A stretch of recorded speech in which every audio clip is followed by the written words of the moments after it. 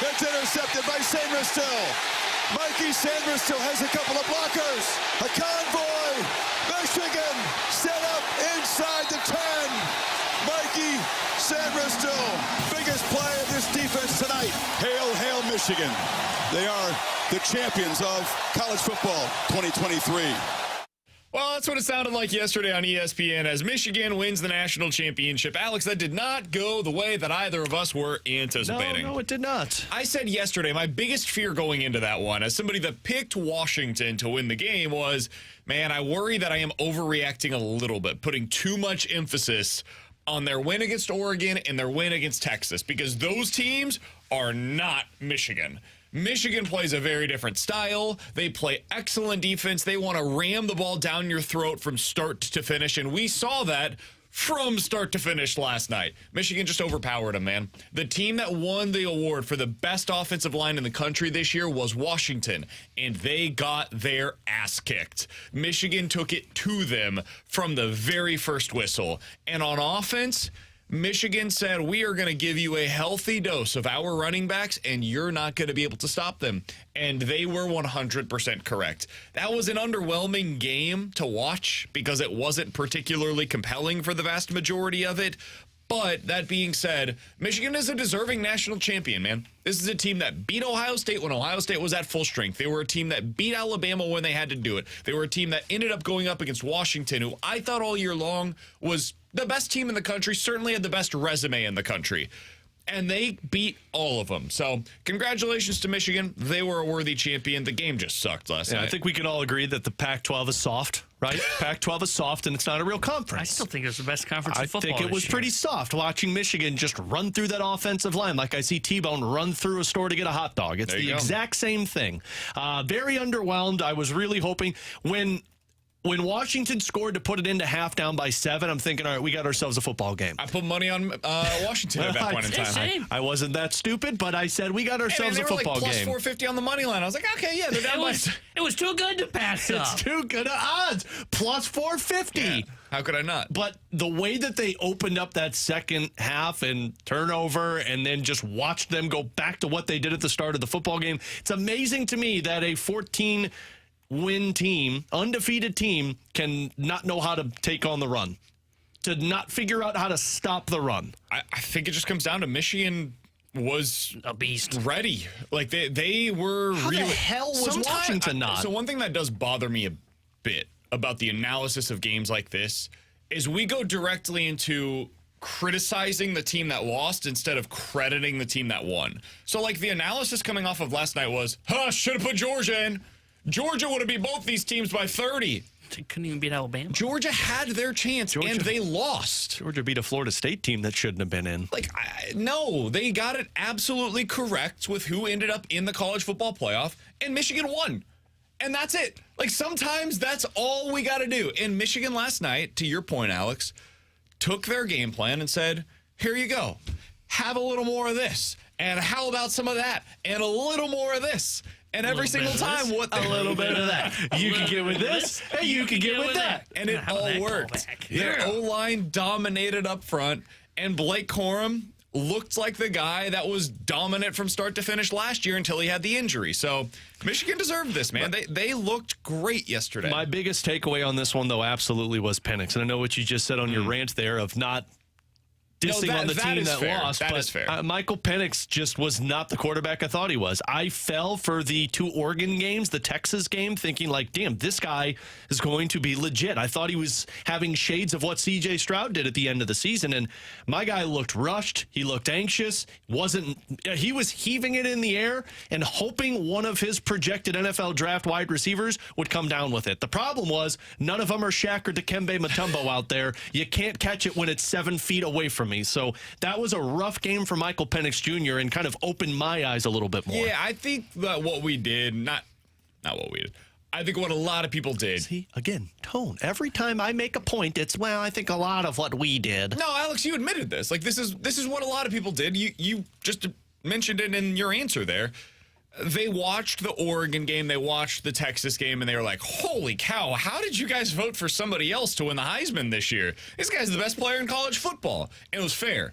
Based on the way that he played in those 2 games, he looked like the best player in college football. Unfortunately for him, he also played other games in the month of November, and they didn't go particularly well for him. He did not look good against Oregon State or Washington State down the stretch. He looked hurt. He looked like he was out of sorts a bit, and it just looked hard for him. And those two games combined, Oregon State, Washington State, back-to-back prior to the Pac-12 championship, he had thrown for a combined 360 yards. That's what he did in the Texas game. Like, he threw for 430 in that game. He threw it for 2 games combined in those 2 games against Oregon State and Washington State. This is who Michael Penix is. When that deep ball is working for him, when he has protection in front of him, dude, he looks awesome. And this is why I compared him last week to Russell Wilson. When everything around him is in place, he can look great. The problem is it's not always going to be that way in the NFL, man. If you go high in the draft, you're going to a team that is bad. They're drafting there for a reason. You're probably going to have offensive line issues. Chances are your receivers aren't going to get as open as the guys that you have at Washington because those dudes are all top 100 picks. So I do have some concerns about Penix. I think he's going to be a good NFL player. I have concerns about the ceiling. I would take Caleb Williams over him. I would take Jaden Daniels over him. I would take Drake May over him. I think he's probably like the 4th best quarterback in this year's class, to me at least. And so I think this was a reminder of some of the issues that arise within his evaluation.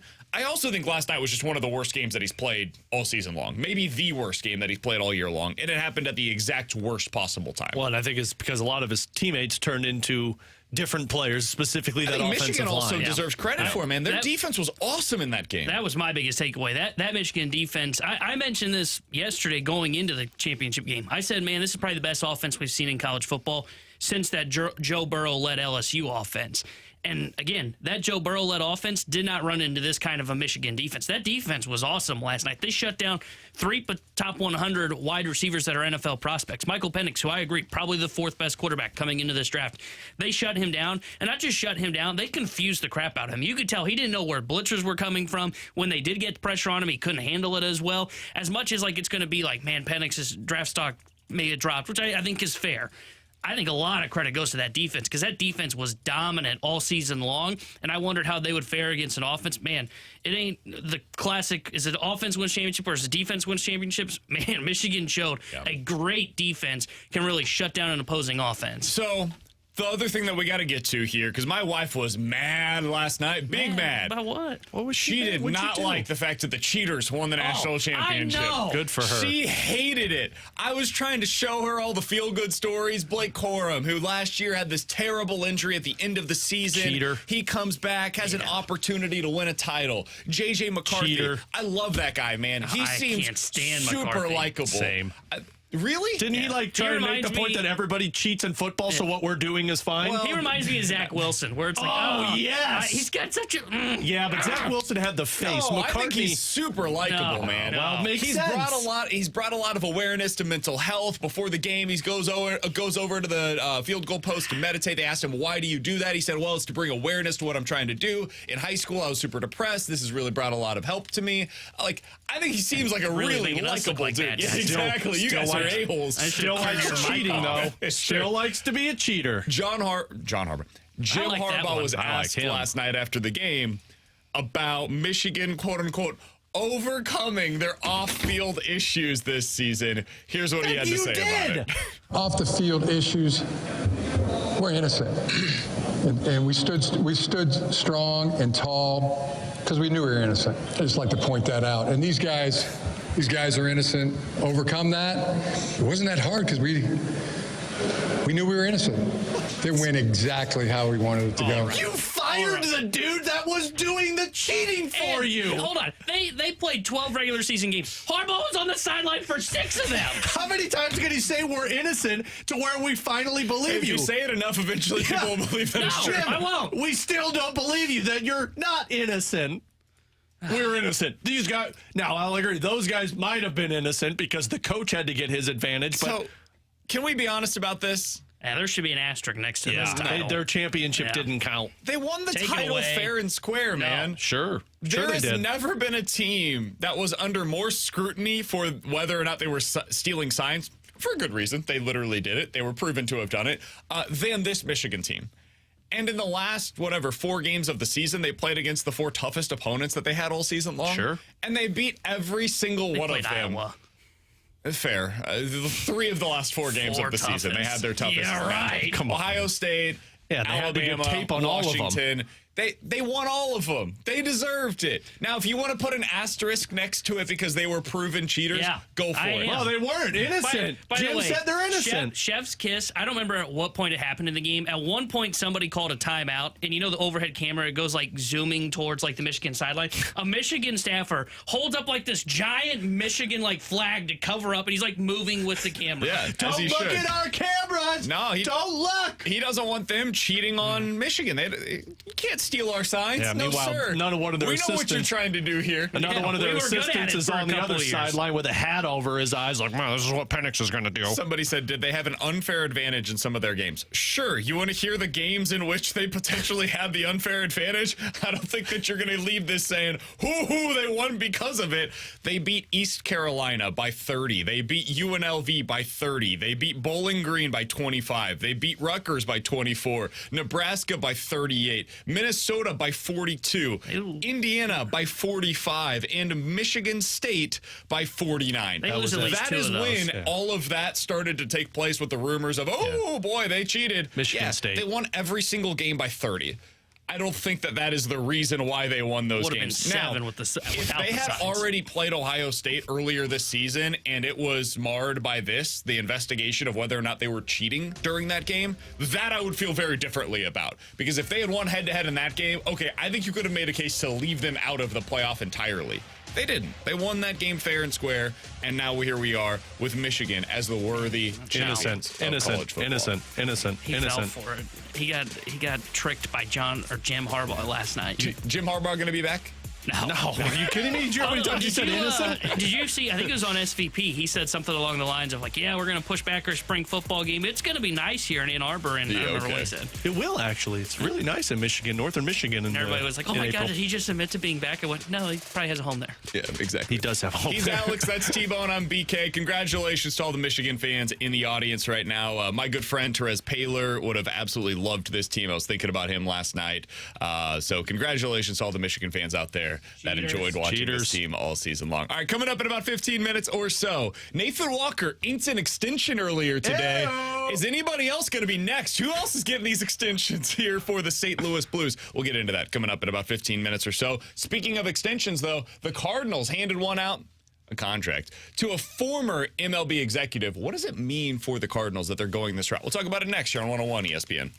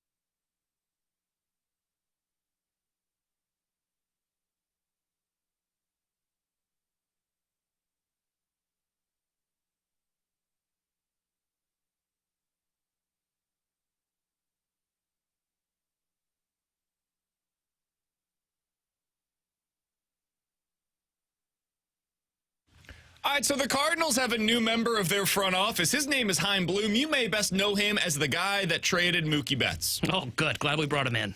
Alongside Alex and T-Bone on BK, you got BK and Ferrario here on 101 ESPN. Sure did. We have Hall of Famers on our team. In fact, that was his first move as my God. Yeah, the president of baseball operations for the Boston Red Sox. That reaction you just had there, Alex, is exactly the same reaction that Red Sox fans had, and then they never let it go, and he's now working for the Cardinals as a result in a consulting basis. Oh, jeez. I love this move.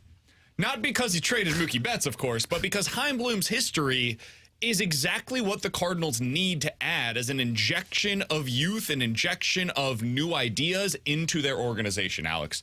He was with the Tampa Bay Rays. If there is one model that this Cardinals team needs to copy when it comes to what they're doing with their pitching, look over there to the Tampa Bay Rays, because they have something going on that everybody else would like to emulate. So I like that. I like the fact that when he was with Boston, their team went from a bottom 5 organization when it came to farm system rankings to a top 5 system when it comes to farm system rankings. So he's shown an ability to draft and develop. He's shown an ability to get these pitchers up to the big league level, all of which is stuff that the Cardinals are relying upon. Alex, that being said, this can't be like the cure-all, and they can't just hire Chaim Bloom and say, hey, he's here now. Everything's going to be fixed because he's got this magic pixie dust that he's going to wave his hand and everything's going to go. Yep. They've got to let this guy get to work. They've got to let Chaim Bloom. No, they've got to let Chaim Bloom actually see the behind-the-scenes stuff within the Cardinals organization. Take into account what he says. Hey, this is what you're doing that is wrong. Because there's stuff that the Cardinals are doing that is probably very wrong right now with their pitching development. And if he says that, you got to listen. And then you got to implement his plans. It's going to be expensive. The stuff that he's going to tell the Cardinals they need to implement within the minor league system, it's stuff that people have been talking about, including John Mozeliak, for like 10 years. I remember asking Mo when he decided to make the move to the president of baseball operations. He was going to put Gersh in charge of the day-to-day operations as GM, right? I said, what does this move allow you to do? And he said, well, I've actually got some stuff that I'm working on that's like special project stuff, right? Specifically, how do we've fallen behind in certain areas. He was talking about pitching. How do we catch up to the rest of the league? Alex, that was like 6 years ago. And nothing has changed. They are still doing the same stuff for the most part today as they were doing then. That pitching lab that they've been talking about for like 5 years down in Florida still has not been made in the permanent form of it. So this is all stuff they've got to actually implement. The guy that can help you get there is Chaim Bloom. But it requires investment from the ownership group. It requires listening from the current front office. Otherwise, you're just bringing in another voice to bring in another voice, and it's more of a press release than it is anything meaningful. The expensive part is the part that concerns me, because if anything that they're going to do is going to be expensive, I'm not sure if the Cardinals are on board with that one. But, I mean, this screams pitching to me the moment I saw the sign. For sure. When they announced that Chaim Bloom was coming on board, I'm like, cool. So they brought him in to do what Mo said in terms of changing the way that they view their development of pitchers. And frankly, they need it, because as much as we talk about the Cardinals developing pitchers and finding ways to have success with this, they haven't had a lot of success recently. And with baseball trending the way it's trending and how much technology is used and what's going on with these pitchers and what they're trying to do, you need a Chaim Bloom. So this makes a whole lot of sense. I hope that they let him get started right away and they basically say, like, hey, free range, do what you need to do. We are all yours. Because otherwise, why bring in a consultant? Why bring in somebody that you are trying to change if you're pushing back with it? If you're like, no, I don't believe in that. So, and I would imagine most feeling this way, they look at this and say, hey, we brought him in here. Let's let Chaim Bloom into what we need him to do. Yeah, and I like it because of what you said. I mean, it is going to be, his main focus is probably going to be the developmental side of things, and especially pitching. And that is something that the Cardinals, I think you're starting to see them catch up in terms of how they view, like, drafting guys. I think you saw a little bit of that in this previous draft. But I think that is going to be his main focus is, okay, how do we catch up in pitching? How do we also stay ahead of the curve, if not with the pack, in terms of hitting development as well? Those are going to be his main objectives here in St. Louis. And I like the fact that they brought in somebody new, because they needed a fresh voice to be in the front office. Because it's tough to say this from the outside, but it just felt like some of the ideas had grown stale. It was the same old thing, churning out position players and always developing kind of the same guy, the guy that is the pitch to contact in terms of pitching and all that. So I like the idea of bringing in somebody new.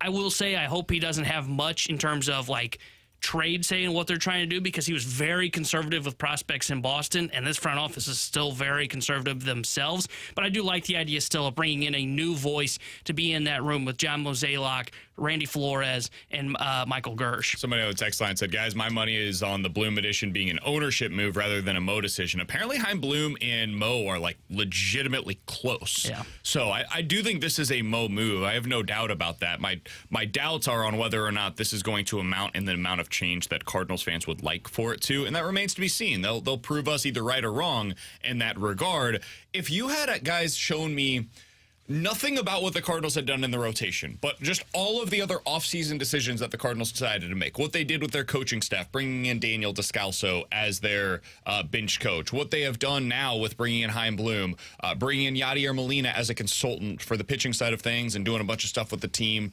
here and there as he pleases, essentially, throughout the course of the season. And then what they have done in their bullpen, I've been like, damn, all right, the Cardinals might be getting it.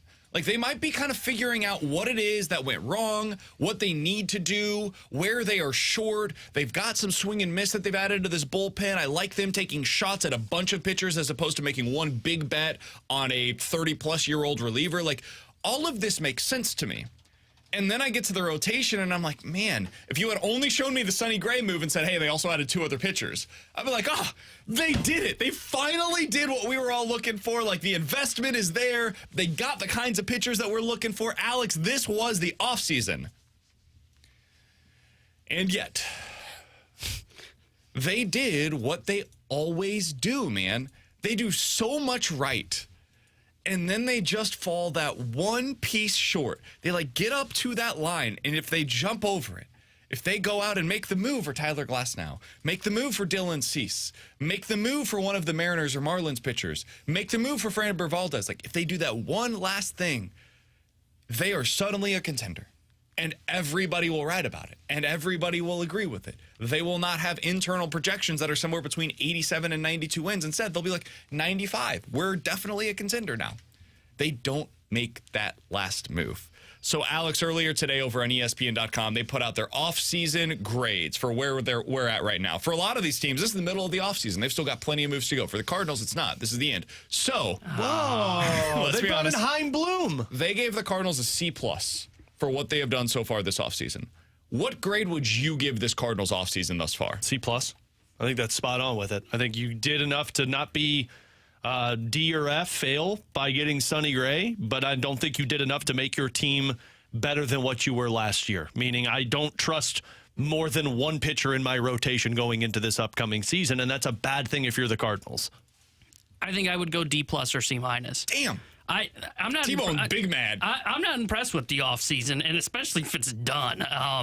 Because what did they need going into the offseason? They needed 3 starters. The caveat they forgot clearly in their offseason plan was they needed 2 starters that slotted ahead of Miles Michaelis.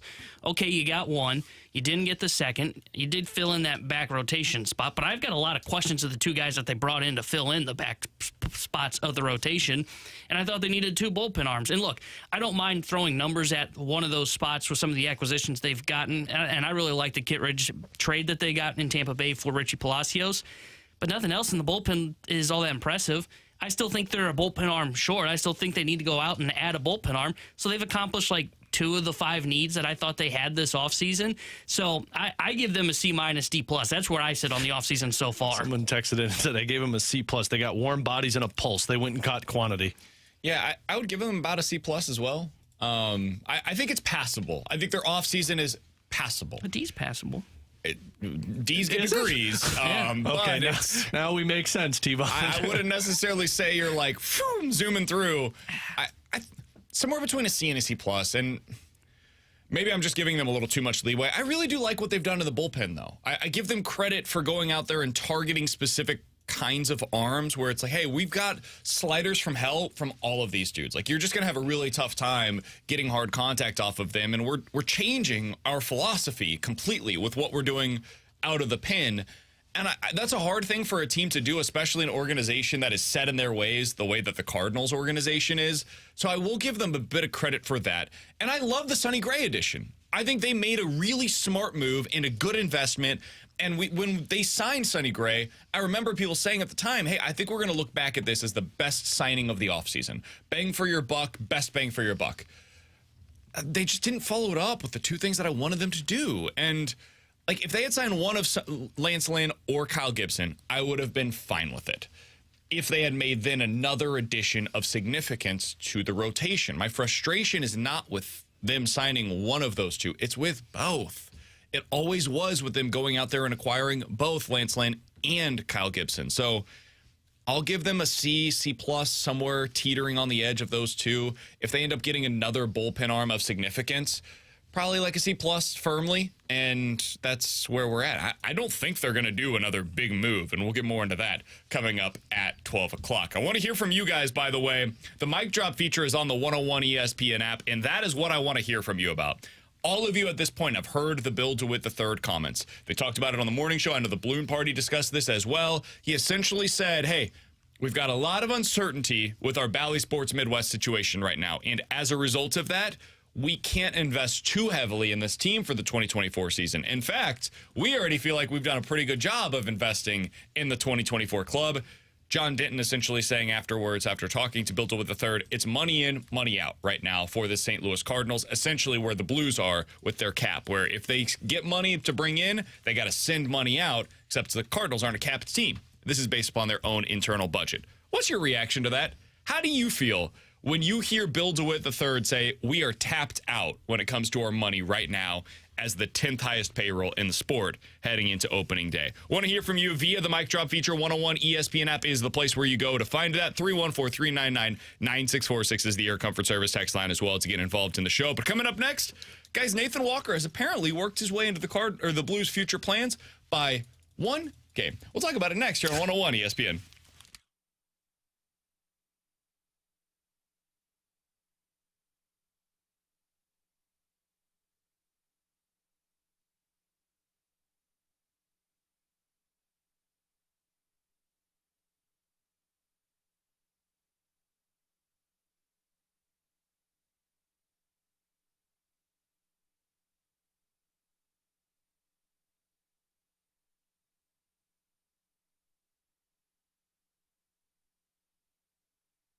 Hey, it's BK, and I got to tell you about my friends over at Victory Men's Health. I don't know if you guys have been to any of those clinics around the area for men, but man, you walk in, it's grimy on the inside. It looks like a hospital room. It's just not comfortable. Not at Victory Men's Health. You're going to walk in the door and you're going to say to yourself, man, this is what I've been looking for. And now, even if you don't want to go in, they are offering telehealth for all of their services. You got to reside in Illinois or Missouri, but give them a call today and you can get this process started. It's super easy. Go to the website and you can just click telehealth. That's telehealth for the website at victorymenshealth.com. victorymenshealth.com. And when you go over there, you pick your service that you're interested in. Maybe that's weight loss. Maybe that's hormones. Maybe it's some kind of a micronutrient testing. Whatever it is, the service that you're interested in, they will ship the lab draw kit directly to your home. And once the results are in, they will do a telehealth consult to review your results. So whether you're going with the telehealth option, whether you're going in person, go to victorymenshealth.com. That's victorymenshealth.com today.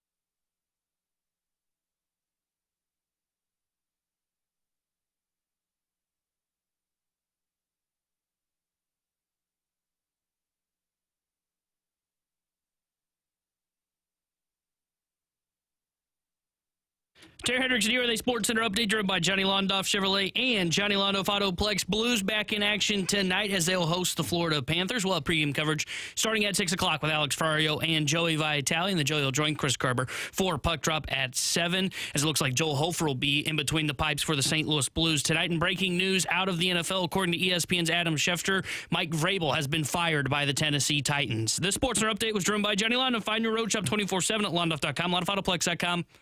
Are you kidding me?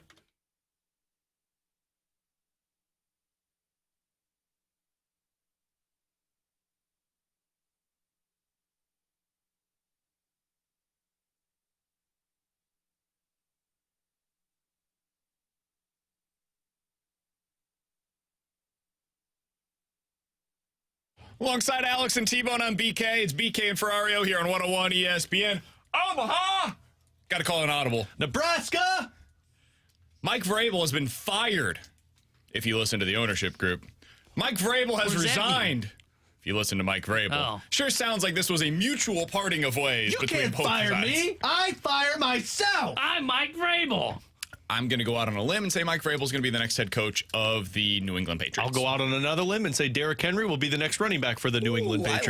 I like that one. That's a fun one. Yeah. Wherever Vrabel goes, Henry goes. What do you think of this? The decision for the Titans to move on, for him to move on, and what his prospects could be with the New England Patriots. Because, listen, man, we can connect him to other jobs if we wanted to, and I think he should, frankly, listen to other opportunities. But there's been so much smoke around this fire that it feels like there is fire that is billowing to the top, that he's going to be the next head coach of the Patriots. So I just don't know if it's realistic for him to go elsewhere. I think it's a good move by Vrabel, because I don't think you wanted to be there in Tennessee and let your coaching expertise get stale to people in the NFL if you continue to struggle. I think it's the stupidest thing that Tennessee could have done, because they had one of the better head coaches, but they started this a few years ago when they traded away A.J. Brown. Like, that's when this really started to go downhill for them, and then they backed Ryan Tannehill for the longest time, didn't really find their next quarterback. Derrick Henry started to get older, and the game plan that was working for Mike Vrabel didn't go anywhere because front office in Tennessee didn't decide to update their team. So I think it's a terrible move by Tennessee, and I think you're about to start to see them go through a massive rebuild. That's why, like, I don't have a problem with Tennessee making the move now, because you're stuck with Mike Vrabel. And what I mean by that is, like, they didn't have they wanted to probably pick top 3 this year.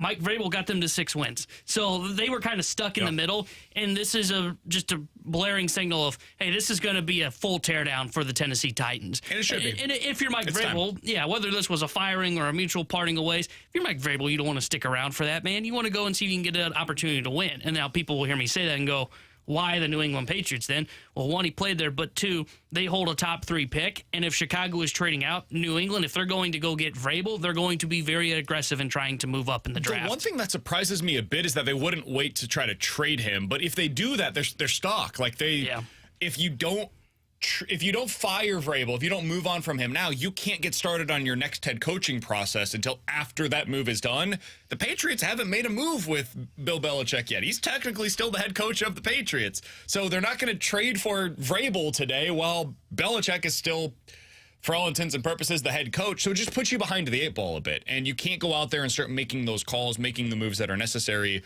to chart whatever the next era is for the Tennessee Titans. So I do think in terms of the process here, it's obviously not ideal. A lot of the process that's been taking place with the Titans over the past few seasons has been less than ideal. I think Vrabel's a really good head coach. And like all of my numbers nerd friends are going to tell you that he's not. I disagree with them entirely. I think he's a good coach, but I think the things that he does are not particularly quantifiable. I think he's a good culture guy. I think players want to play really hard for him. I think he is very similar to Mike Tomlin in that his teams always look prepared. Like, I watch Tennessee Titans games, Alex, and I don't say to myself, man, they're beating themselves today. A lot of other teams across the NFL, I can say that about. Hell, my Chiefs, I can say that about. When they lose, it's typically because they lost themselves as opposed to the other team, quote unquote, beating them. I rarely say that about Mike Vrabel coach teams, man. They punch up a lot. They bring other teams into the fight. And that is something that I would value in an NFL head coach. So I would be very interested in him as my next head coach, if I was the Chargers or the Raiders or one of these other teams, I think he's just going to the Patriots because he's got a great relationship with the Kraft family. Yeah. And that is something that is underrated in the NFL, is having a great relationship with the ownership group. And I think that is not what he had in Tennessee, is he was in a situation where there were so many power struggles that were taking place. I think he's just like, you know what? The thing that I value more than anything, I just want a relationship with the owner so that I can like make this into what I want it to be. And I'll fail or succeed based on my own volition. Well, he can also come in and do what you should be doing, coach, not have to focus on the front office side of things, not have to focus on the relationship. I disagree. I think he's going to get more power there.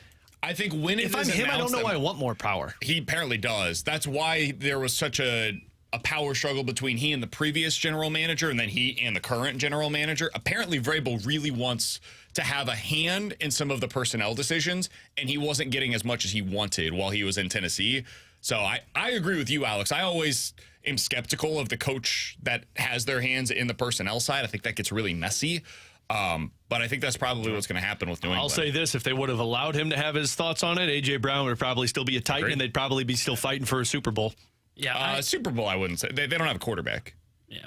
Well, but I think Mike Vrabel would have recognized that and probably moved on faster. The thing that's curious about New England is if he does want that power structure and he wants to be like the GM essentially, I don't know if New England will do that again. The way that it's gone so poorly with Bill Belichick. I think it'll be similar to with Belichick, where they've got a guy that is the general manager. Like Caserio, the guy that's in Houston right now, was the GM while he was up in New England. It's just a different kind of GM than it is elsewhere, where like he doesn't have all of the power. And that's why I wonder if like whoever would hire Vrabel first, if they have a GM opening, which I would assume will be what happens, is they'll hire him first and then let Vrabel handpick the GM. It's basically the opposite of what you normally see. Where normally you see the GM hired first, like who is it that just had fired their GM? Carolina.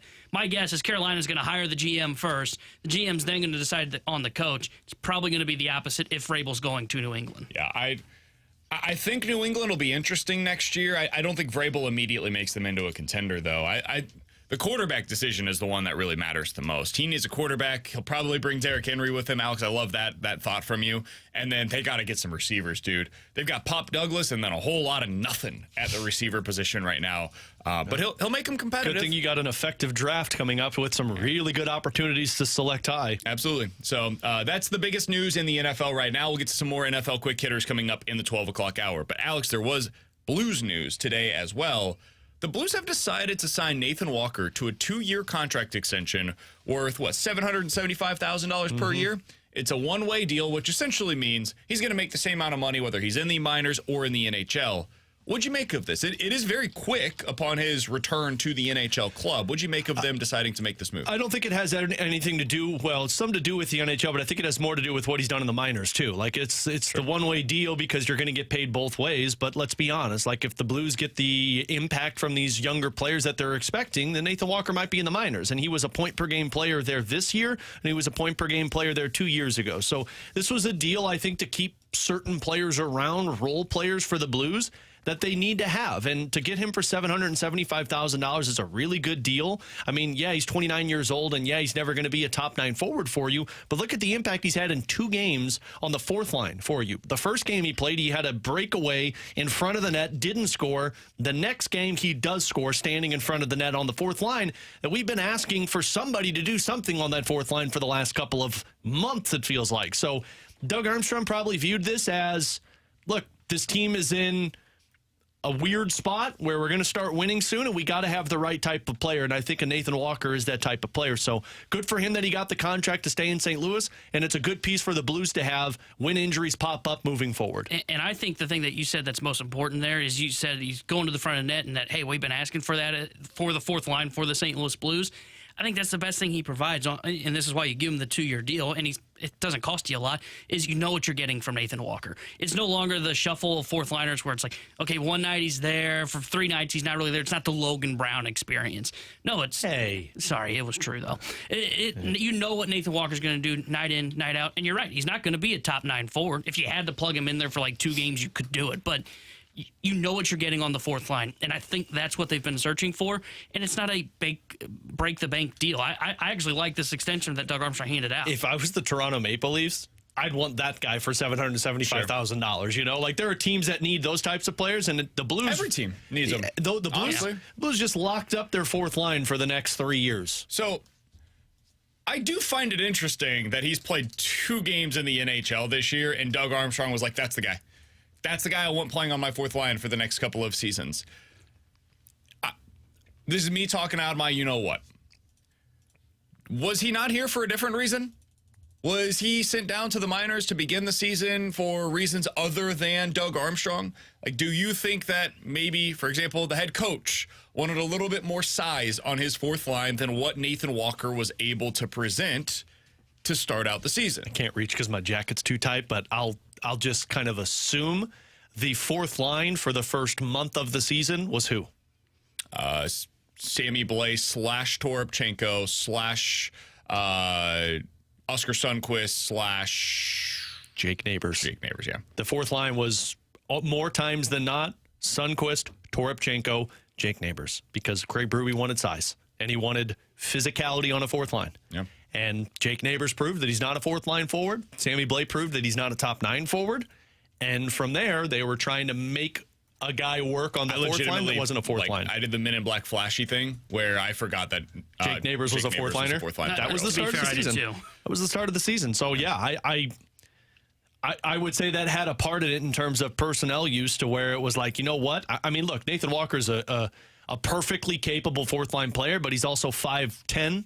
And what does Craig Berube not like or didn't like? Didn't like the smaller statured players. So, yeah, I would say so. And I think we talked about this when they brought back Oscar Sundqvist.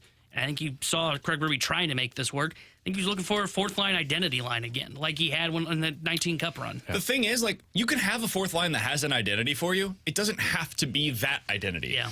Like Nathan Walker, one of the things that I like about him is he generates offense from the fourth line. Well, and he never gives up on a puck. I think he is, like, in the modern NHL, the ideal fourth line player. He is not like overly physical, but there's very few players that are actually all that physical. Like Sammy Blais, super physical player. What else does he bring to the table right now? If we're just being honest about it, nothing. He doesn't bring any offense. Defensively, while yes, he's getting hits, he's chasing hits and chasing himself out of plays too often this year. So instead, why don't they go get a puck hound who's just going to be on the puck at all times and is generating offense going in the other direction, keeps the puck in the offensive zone more often than some of these other guys that you've put out there that are lumbering fourth liners in previous seasons. I love it. I like the fact that they're going to have Nathan Walker as a part of that unit. Nathan Walker on one side and Alexei Toropchenko on the other as your fourth line wingers is a really good place to start on that group.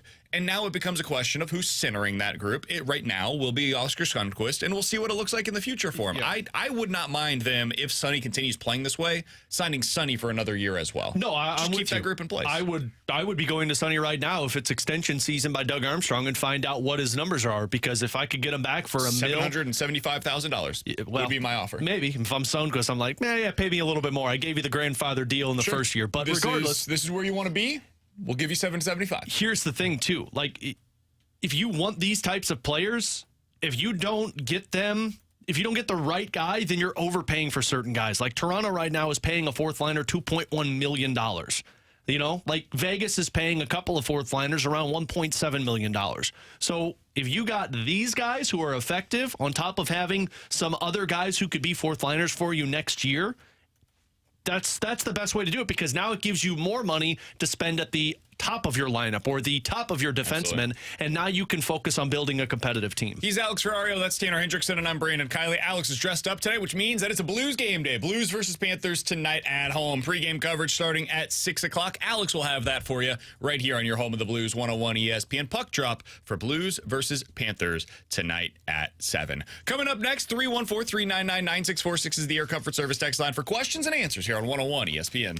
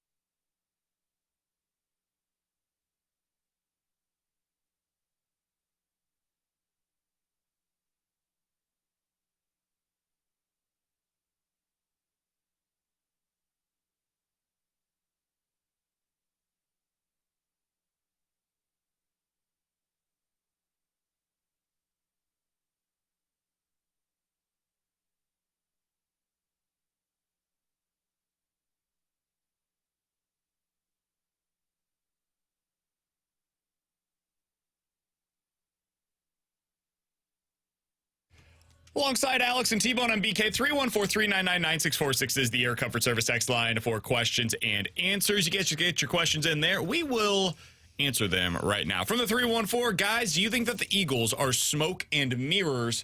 Will they win this weekend against the Buccaneers? I really don't know. I think it's a toss-up game. I do think they're smoke and mirrors. I think you could probably see them win a football game, specifically against Tampa Bay. But when they're going up against whether it's the Cowboys or the 49ers, they're going to be the inferior team. I don't think their offense is good enough, especially if A.J. Brown's not 100%. Their defense absolutely isn't good enough. And now you got to be talking about a team that's going to have to go on the road. So the underdog mentality is always a good thing to have. But if your team can't live up to that hype, I'm not sure it's going to matter. So I do think they're smoke and mirrors. Yeah, I agree. I think they're smoke and mirrors. I think they can win this weekend just because Tampa's not very good. Outside of that, I give them no real shot to get to the Super Bowl. Maybe they can surprise us and win in the second round, but I don't think they're a Super Bowl team. They remind me of the Vikings of last year, where they were really good in one-score games. Defensively, they're not very good, but the difference is the Eagles' offense all season long has just felt clunky. It's not like we're talking about, they struggled in the final, whatever it was, 6 games. But all season long, we've talked about this offense where it's like, man, look at all these weapons, and it's not the same level that it was last year. I think both of these teams are bad. If the Eagles had been matched up with any other team in the NFC, I think I would take that other team. I'd agree with that. I don't know that I love the Bucs in this spot. Like, did you guys watch any of the Buccaneers game last week against the Panthers? Yeah, it was bad. Yeah. They looked awful. I think Baker's hurt. I think that's the biggest issue. That's where I'm at. And so, like, do I think that the Bucs at full strength would beat the Eagles? I think they have a really good shot at it. I don't think they're at full strength right now. I think there's something wrong physically with Baker Mayfield. And over the last 2 weeks, they scored 13 points against the Saints and 9 points against the Carolina Panthers. I think they'll score more against this terrible, and I mean terrible, Philadelphia Eagles defense.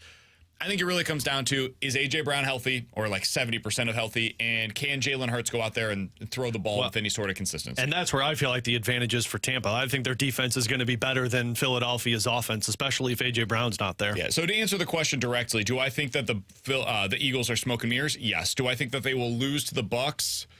I will probably pick the Bucs, but it is the game that I have the least amount of confidence in heading into the wild card. I will be taking the over in that one. 314-399-9646 is the Air Comfort Service text line from the 636. Alex, if Jimmy Snuggerud was in the NHL right now, where do you think he would fit into the Blues lineup? With Thomas and Buchnevich. I think if he was here, it would be Snuggerud with Thomas and Buch, Kyrou with Shannon Neighbors, Saad with Hayes and Verana, and Kapanen's probably a fourth liner. I think that's how you don't play that shot 10 minutes a night. Even if he's going to have the growing pains of the NHL, which everybody goes through. But that type of player, he's got to be out there with somebody, just like we talked about with Perunovic. He's got to be out there with somebody who can make plays happen, who's going to put the puck on his stick, and that is going to be Robert Thomas. And I think defensively, you're able to put Thomas and Booch with him. I think that's where I go. That's interesting because, I really don't know. Like, when Craig Berube was here, it was always he's going to work his way up. Yeah, he'd be on a line with Hayes. I think he'd be on like the third or fourth line if Craig Berube was the head coach. I think third. But I think he would take Verana's spot in the lineup. That's kind of what I thought, but I don't know with Drew Bannister. He may say, like, hey, this kid is 1 in a million. He needs to be on the top line, to your point. And I'd have no problem with that. Just let him go out there, let him experience the NHL for the first time. I just don't know with Drew Bannister. With Craig Berube, I feel pretty confident he would have been on the third or fourth line. I'm sure you started off, too, where it's a little bit slower. Like, I'm probably too aggressive with that, putting him up there. I'm sure you do start it with a Shen or a Hayes, and you just get him, let his feet get wet a little bit before you throw him out there in the best on best. But by the time you get to next year, you got to be at the point where you look at it and you say Snuggerud needs to be playing with Robert Thomas because you got to have that offense on the ice. And it gives you the opportunity to move Jordan Kyrou down and try and get some advantages that way. I mean, it's also possible that they move Buchnevich down. It's possible say Kyrou, Thomas, and Snuggerud. Oh, that's scary. I mean, if we're going to talk about Thomas as a Selke Trophy winner... But you also have to give credit to his line mates, too. Yes, he's a Selke Trophy winner, but Buchnevich, you talk about it all the time. He's one of the best. Maybe I want him on a line with Kevin Hayes or Braden Shin. I would prefer not, sir. I think you're wasting his talents by putting him down there right now. I would say don't think best those on guys- best is important. I agree. I don't know that you're going to get the best out of Jordan Kyrou if you put him on one of those lines either. So, Sounds like a Jordan Kyrou problem. well, we just said the same thing for Buchnevich. So how is it how is it Kyrou's fault but not Buchnevich's No, it's not fault? Kyrou's fault. What I'm saying is Kyrou has had success playing with a Braden Shen. Pavel Buchnevich's success has been with Robert Thomas for the last couple of years, and his game is more defensively, I would say 50-50 split defensively because he's reliable to shut down those top lines. Kyrou, I'm not sure we're thinking like, oh, he's shutting down the other team's top lines. You're hoping for more offense. Whereas if I could put him out there against other teams. Honestly, what's going to determine I don't know the answer to this question. Does Snuggerud prefer to play on the right or left I think side? he's a right winger. Okay. At least that's what he played at the World there you Juniors go. and in Minnesota. Yeah, if he's going to play on the right side, then he takes Jordan Kyrou's spot. Like there's the end of the conversation. If he's flexible, left, right, Problem solving. I think I would probably put him up there with. I'd say you'd go Snuggerud, Thomas, Verana. I definitely wouldn't do that. I don't think that you should do that. Definitely don't do that. What you just said, don't do that. 314-399-9646 is the That Air was the Comfort wrong Service text answer. line for There's no stupid questions answers. and answers. Only stupid questions. Coming up in 15 minutes, we'll get to Jeremy Rutherford, our Blues insider. I want to ask him about the situation with Kevin Hayes. Kevin Hayes didn't necessarily do anything, but he got kind of caught up as like an ancillary piece in what is Philadelphia Flyers drama. So we'll ask JR for all of the updates on that. That's coming up in about 15 minutes or so. But coming up next, guys, the Cardinals are crying poor again, and they seem to be needing your help. They need you to come through the turnstiles in order for them to be able to put together a team that can really compete in the National League. That's fans in I want to hear baseball. from you guys. When you heard the Bill DeWitt III comments yesterday, what was your reaction? The Air Comfort Service text line is 314-399-9646, and the mic drop feature. We're taking your mic drops today. Leave us some good ones on the 101 ESPN app. What did you make of the Bill DeWitt III comments? We'll get to ours next year on 101 ESPN.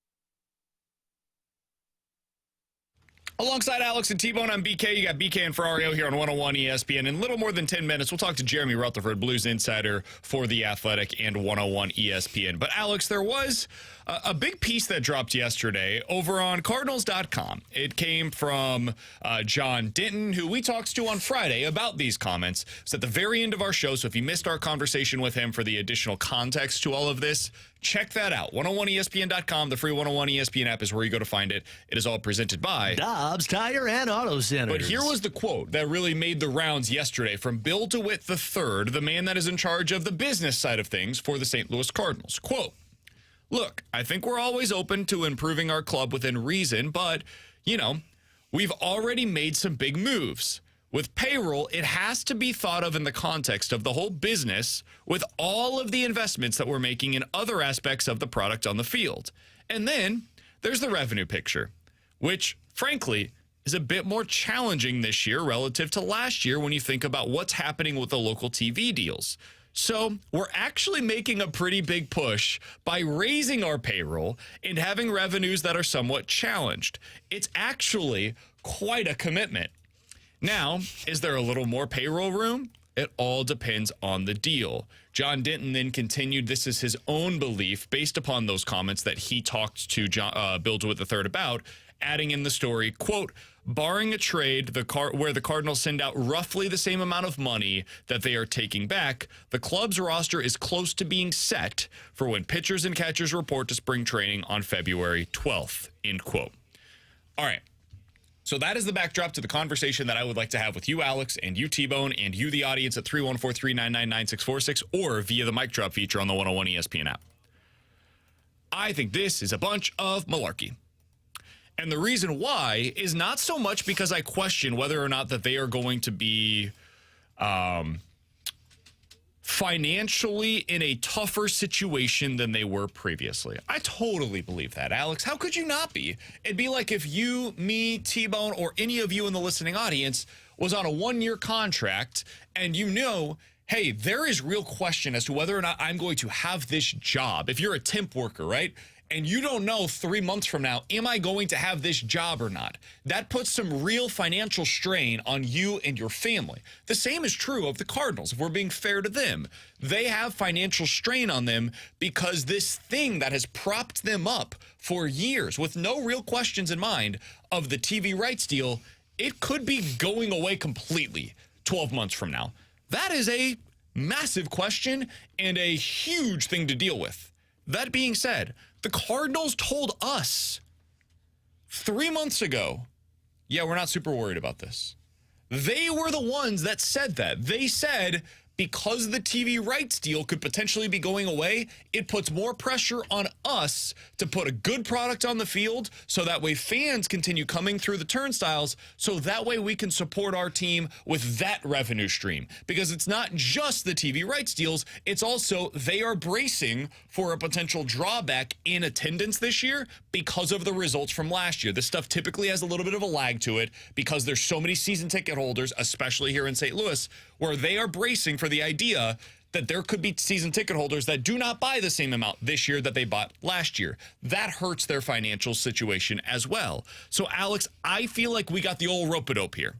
I feel like we went from, at the beginning of the offseason, John Mozeliak coming out and publicly saying to the media and to you, the fans, hey, we're fine.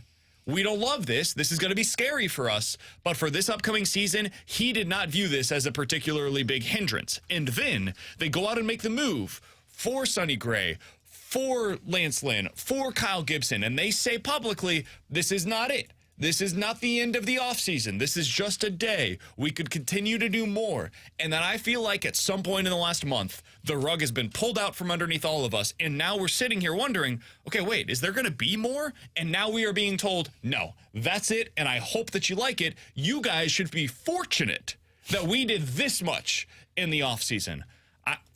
I should be surprised by this, Alex. I shouldn't be surprised by this, rather. But I am. I am actually surprised that coming off of the season that they had, this was their response to it. I'm not surprised it's gotten to this point. I'm surprised that it's an outspoken comment from Bill DeWitt III. That's the part that really took me by surprise, because like internally, yeah, I can understand if there are rumbles of the Cardinals feeling like, hey, we've hit our max and there's not much more we can do. But externally, it's, we got to put the right product on the field. The part that's frustrating, and I'm assuming as I watch T-Bone sweat over here pulling mic drops, that fans are frustrated with is the fact that you're still being lied to. That's the part that's frustrating. Like, it's all about honesty when it comes to this stuff. And if you really do feel like you're hemorrhaging in terms of the finances and not sure you can get to that next level to compete with the Dodgers and the Braves and the Phillies, then be outspoken with it and say, hey, you know what? There's a trend right now in baseball that this is working. We have a style we think that works, and we're going to stick to it. But one side of the conversation is, well, you know what? We feel like we could do a little bit more this upcoming offseason than what we've done in the past, and that's a good thing for this Cardinals organization. We've got to put more butts in the seats. We've got to make a good product so that the TV deal doesn't hinder us. And then a month later, it's, yeah, well, we're making a commitment already, and this is as far as we're going to go, so you should look at this as a success. That's the part that, from a fan's perspective, man, I'm getting two conversations coming at my way both sides, and I don't even know what this team's going to look like. So this is the part that frustrates me. In 2014, the Cardinals opening day payroll, and guys, this is going to get super nerdy, and I want to say that on the front end. I apologize, but this is the only way that we can have these conversations with any sort of honesty about them. There are different payroll numbers that people are looking at. So when you're looking at a payroll number, be sure to check. Am I looking at the opening day 26-man payroll? Am I looking at the year-end 40-man payroll? Or am I looking at the CBT payroll? Those are three different things. The one that I look at right now for this time of the year is the opening day 26-man payroll, because we do not yet know what the end of season 40-man payroll will be. That is all a projection based upon what they are anticipating the Cardinals to do in season. Last year, their opening day 26-man payroll was basically the same amount as their end of year 40-man payroll, because they made so many trades at the end of the year that took money off of the book. So I say that with a certain amount of apologies, because I know it sucks to have to put those disclaimers on everything. But that's the backdrop for this. So in 2014, Alex, the Cardinals' opening day 26-man payroll was $111 million. Let's go from there to the next few years, okay? You tell me if you're noticing a trend here. $122 million in 2015. $145 million in 2016, $149 million in 2017, $159 million in 2018, $165 million in 2019, $163 in 21, $154 in 22. Now this year it's at $176. In 2019, the previous basically 7 years, they had gone up by an average of $5 to $10 million every single season. Because that's inflation. That's the way it works in Major League Baseball, man. So if you continued going, and this is by a conservative measure, if you continued increasing your payroll since 2019, and I understand, yes, there was a pandemic in here, but they said they were going to adjust for their pre-pandemic payroll situations. If you went up by an average of $5 million per season, Alex, for the opening day 2023 or 2024 payroll, you would be talking this year about getting to a payroll of roughly $190 million for the opening day payroll. That is an additional $15 million from where you are at right now. And that was me being conservative. That was based upon a $5 million increase on a year in, year out basis. They were closer to like $7.5 or $8 million on average for their per year increase in payroll between 2014 and 2019. So if you as a Cardinals fan feel like things have stalled out with their payroll, with their spending, you are correct. It has stalled out. Some of that is due to the pandemic. Some of that is certainly due to the uncertainty with the TV rights deals. A lot of that is just because it's an easy excuse for that organization to tell you, hey, look at all of these other things that are going on over there. And I think it is nonsense. If they wanted to go out there and make a significant commitment to their 2024 roster to bring you, the Cardinals fans, back into the fold, they could have. They can still do that. Look at the Braves, dude. They're making moves that are essentially payroll neutral because they are trying to invest in their current club. And instead of doing something like that, instead of getting creative and saying, hey, let's trade Steven Matz to remove salary from the books so that way we can go out and add a significant starter, they're saying, whoa, whoa, whoa, whoa, whoa. we can't be expected to do that. You guys should be thankful for what we've already done in bringing in Sonny Gray, Lance Lynn, and Kyle Gibson.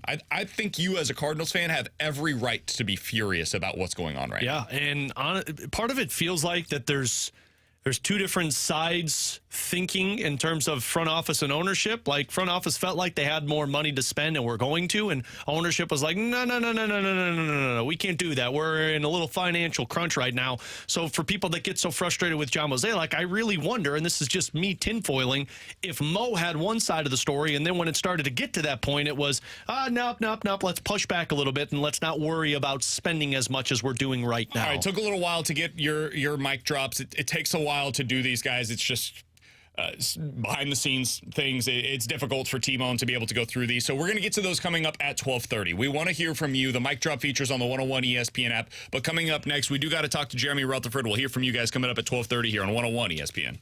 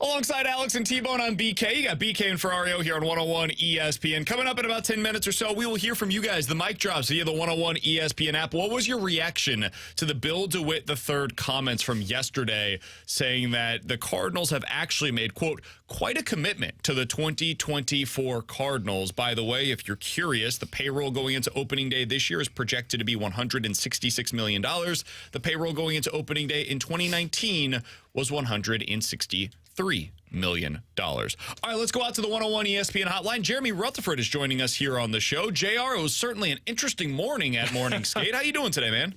Yeah, good, doing good. And just want to correct you there. Coming up in 10 minutes, everybody, is lunchtime. Touche, sir. All right, so JR, by the way, Jeremy Rutherford is the Blues insider for The Athletic and 101 ESPN. He joins us each and every Tuesday here on BK and Ferrario. Catch us up. What's going on with this Kevin Hayes situation up in Philadelphia? Yeah, so the story broke last night where Cutter Gauthier, the number 5 overall pick 2022 of the Philadelphia Flyers, has told the Flyers within the last year that he was not going to sign with them. So their hands were tied. They were forced to trade him. They did so yesterday after months of trade talks to the Anaheim Ducks. And where Kevin Hayes, the Blues center, factors into this, of course, he was a member of the Philadelphia Flyers, and they wanted to trade him at all costs, retaining 50% of the trade, the salary to move him to St. Louis. And so his name got brought into it last night in Philadelphia in terms of he was perhaps the person who talked Gauthier into not signing with Philadelphia because, allegedly he didn't like his time with the Flyers. So I just spoke with Kevin Hayes, and Kevin Hayes said it's completely false.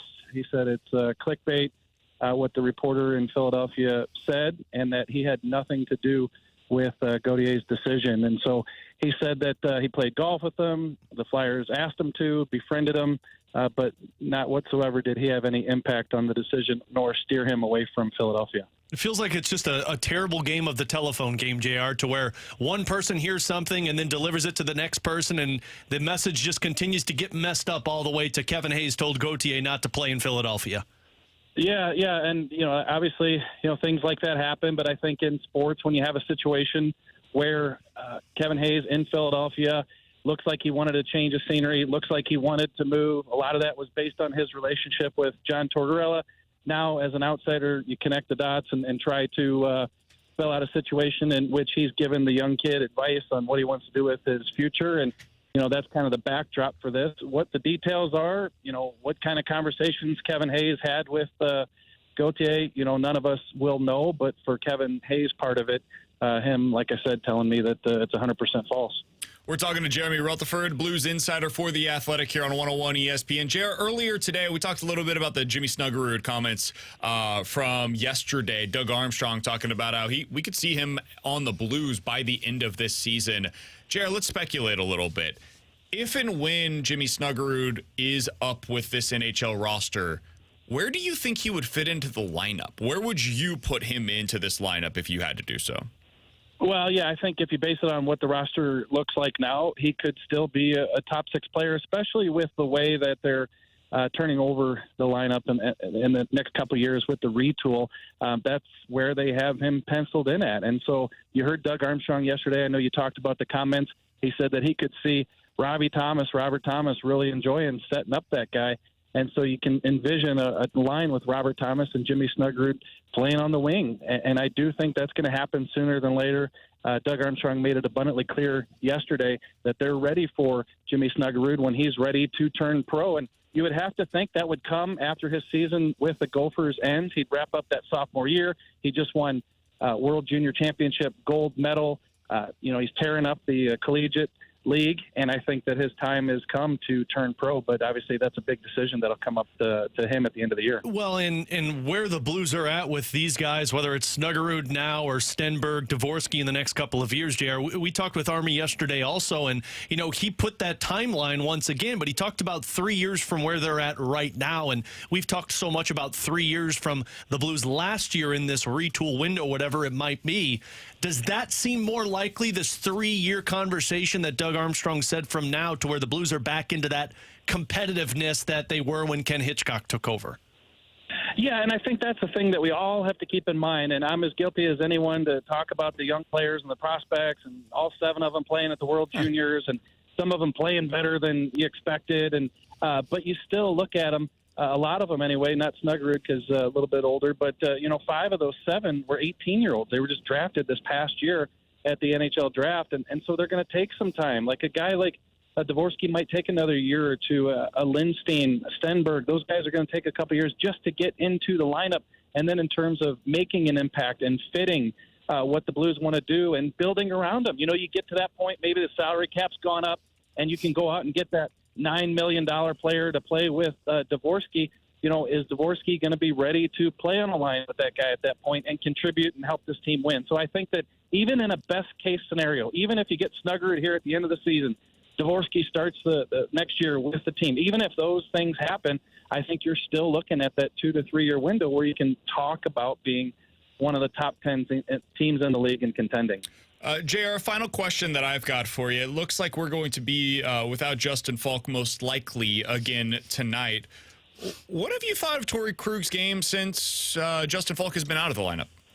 Oh, yeah, he's been good, and I like what Torrey Krug's done. I think he's had a pretty good season for the most part, like a lot of these Blues defensemen. But, Kessel's a simple player. He's a stay-at-home type guy, and I think with the competition that they put him against, he and Krug have played really well. So as you well know, Falk will jump back into that spot with Krug, but I think Kessel, for whatever reason, that chemistry has been really good, and I think Krug has looked just as good as he has most of the year. He's Jeremy Rutherford. Find his great work over at The Athletic. If you do so, you'll find a good piece from earlier today on what the Blues have been doing differently since head coach Drew Bannister has been hired in the interim tag. So be sure to check that out over at The Athletic. You can also follow JR on Twitter at JP Rutherford. JR, appreciate the time as always, man. Enjoy the game tonight. We'll talk with you again soon. Thanks, boys. You got it. That's Jeremy Rutherford joining us as he does each and every Tuesday here on BK and Ferrario. Blues versus Panthers tonight. Pregame with Alex starting at 6 o'clock. Excited to see Matthew Tkachuk here back in St. Louis tonight, my friend. Are you? I am. Yeah. You looking forward to watching him play for the Panthers? No, would prefer he would be in a Blues jersey. That would have been a good move by them, in my opinion, but they disagreed, so it is what it is. Florida Panthers are playing some freaking good hockey right now, too. They're playing a little pissed-off brand of hockey, and with Matthew Tkachuk, pissed-off brand of hockey is no bueno for your roster. Yes. But I'll be second in their division. They have not lost since the last time these two teams met, which was on December 21st. No coincidence? I would say not. I can't wait to see a Robert Thomas line go up against a Matthew Tkachuk line. That's going to be awesome. Genuinely. I mean, we've seen it with Carolina, with Vancouver, with Dallas, with Colorado, and now you're going to get another taste. Not only Matthew Tkachuk, but one of the best two-way centermen and probably the Selke Trophy favorite in Alexander Barkov. So toe for toe, you're going to see two of the best right now in the league go head-to-head. He's Alex. That's T-Bone. I'm BK. Coming up next, we want to hear from you guys. The Mic Drop feature is on the 101 ESPN app. Yesterday, there were comments from Bill DeWitt III that were released by John Denton, basically saying the Cardinals, if they bring money in, they got to send money out. They are tapped out when it comes to their payroll. If you look at some of the sites that track these sorts of things, the Cardinals are right now actually a bit behind where they were last year in projected opening day 26-man payroll. What's your reaction to that comment from Bill DeWitt III? We'll talk about it next here on 101 ESPN.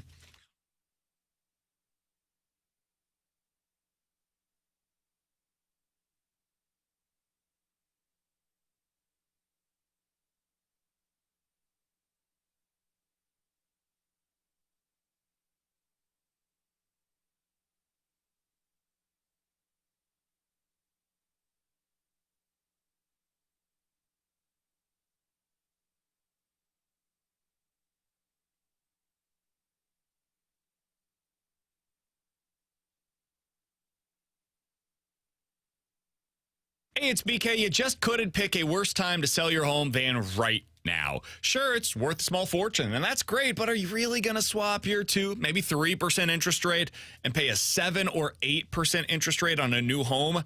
Probably not. And you don't have to whenever you get the Get Paid and Stay program with Truehold.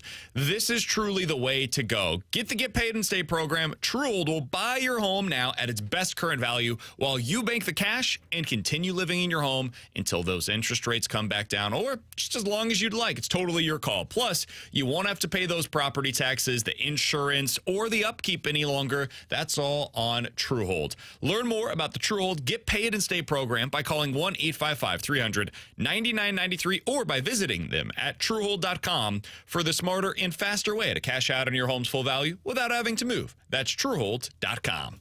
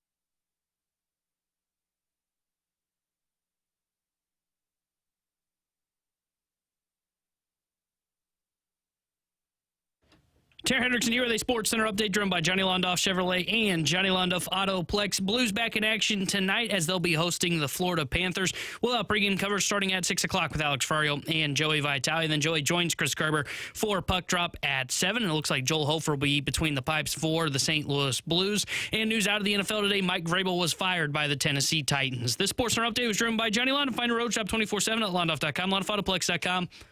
Are you kidding me?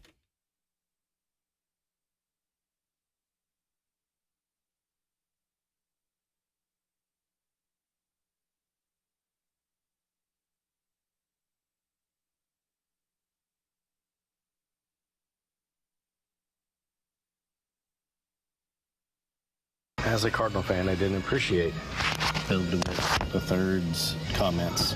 I think it's not like they're billionaires or they actually care to win championships. Stop the game we're playing. You need if you want to win championships, you got to be willing to spend money at any cost. I don't care. As a fan, I'm not willing to spend my money if you're not willing to spend yours. That audio was via Aaron on the mic drop feature on the 101 ESPN app. I think Aaron was at an airport. It sounded like there was a lot going on in the backdrop there. I thought he was in a work studio. You think? Yeah, he was in a warehouse. He was grinding it out right now. Aaron. Doing the work that we are incapable of doing here on BK and Ferrario. Speak for yourself. I've saved the world from pests before. I once was a server. Basically the same thing. Hey, that is I made drinks. That is, yeah, the local Sony shop. Sony shop. So those are our skills here on BK and Ferrario. All right, we want to hear from you because that was Aaron's opinion on the comments that he heard yesterday from Bill DeWitt III. By the way, I'll go ahead and read these for you real quick just so that way I don't take anything out of context. Bill DeWitt III told John Denton of Cardinals.com, quote, "Look, I think we're always open to improving our club within reason, but, we've already made some big moves. With payroll, it has to be thought of in the context of the whole business with all of the investments we're making in other aspects of the product on the field. And then there's the revenue picture, which, frankly, is a bit more challenging this year relative to last when you think about what's happening with local TV deals." First of all, editorial here, that's fair. I agree with him. It's more than reasonable to say that the TV rights deal is going to change the way that they view their revenue this season. Continuing with Bill DeWitt. "So we're making a pretty big push by raising payroll and having revenue somewhat challenged. It's actually quite the commitment. Now, is there a little more payroll room there? I think it depends on the deal." John Denton then wrote in his newsletter, quote, "Barring a trade where the Cardinals roughly put out the same amount of money as they bring back, the club's roster is close to being set for when catchers and pitchers report on spring training on February the 12th. So those were the comments. They've gained a lot of steam, as you can imagine. I will say this on the front end. I'm a little surprised by the reaction from Cardinals fans, not in a good or a bad way, just surprised, Alex. I don't see the same amount of vitriol as we normally do when these kind of stories take place. Maybe they're turning a new leaf. Maybe people are just accepting the fact that this is the way that the Cardinals operate, which is, again, I'm not judging. I'm just neither good nor bad, just the reality of it. I think it's more that the wound is not healed over, and I think Cardinals fans are just oblivious to the pain that they get with this team. So let's go out to the mic drop feature via the 101 ESPN app. Let's hear from Timothy. Timothy, how you feeling about this? Bill DeWitt can cry me a river. If you want to cry poor, so be it, but actually spend your money wisely then. Don't waste $26 million or however much it was total for Gibson to win, and actually put that money towards a player they need. Sonny Gray is great, but he's not the ace they need. Or here's an idea, actually pony up and make a trade. Use your prospects for, to your advantage to make a trade for Dylan Cease. So basically saying there, he's not upset about the payroll. He's upset about the way that they're spending their money. I think that's fair. I think that's probably my biggest frustration that I had with their offseason as well is, hey, if you're going to go out there and make the move for Lynn or Gibson, I get it. Totally understand. No problem with it. Making the move for both of them and investing that kind of money in those two starters, that's where I get frustrated, Alex. And that's where, at the beginning of the offseason when they made those moves, I thought they did it with the understanding that this allows us to be flexible. It allows us to go out there and explore all of the other opportunities that remained at that time. And now they have essentially looked at all of those different markets and said, nah, we're good. We like what we've got here with Lance Lynn, Kyle Gibson, and Steven Matz, which...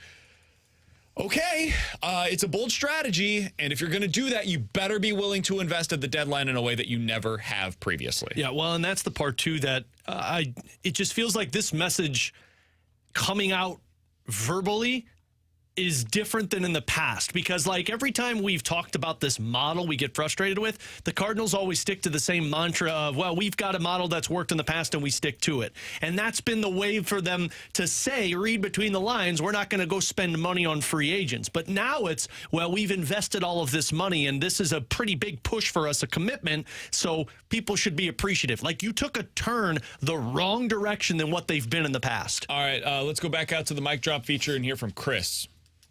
Hey guys, Cuddle Chris. So here's my problem with what Bill DeWitt said, is that his organization is built of multiple businesses. And to say that, he wouldn't upgrade the team, even if the profit margin went slightly lower or a little lower, so what? I mean, do things in the aggregate. So that's one thing that I do have a frustration with a bit is like, okay, so what happened to the money that came in during the Albert Pujols here? Like, what happened to that? That's why I feel like there's two messages taking place. One message is we've got more money to spend. The others is no, we don't. Did we reinvest that in the club, or did we say, look over here, and then just kind of continue to move on? Or was that money just then gifted to Adam Wainwright last year as a sending off present? Or Wilson Contreras is just using the Pujols money. That is one thing that I'm a little confused by. And frankly, I'm also confused even more so today than I was previously by the handling of the Sonny Gray contract. Because Sonny Gray is going to make $10 million this year. That's fine. Good money. Bargain. Good deal if you can get it if you're the St. Louis Cardinals. Here's the problem. He's going to make $25 million next year and $35 million the year after that because of the way that they structured this deal. Guys, the Cardinals are guaranteed their money for 2024. That's not going anywhere. Bally Sports Midwest has already said, yeah, we'll pay the Cardinals specifically. Like, they are getting their money. That's in place. So wouldn't you want to spend more if at the time that you signed that deal, this was the way you knew you were going to operate? Wouldn't you want to reallocate the way that you're spending on Sonny Gray's contract specifically? Am I missing something? Well, and then also like, hey, Paul Goldschmidt's probably going to get a contract extension.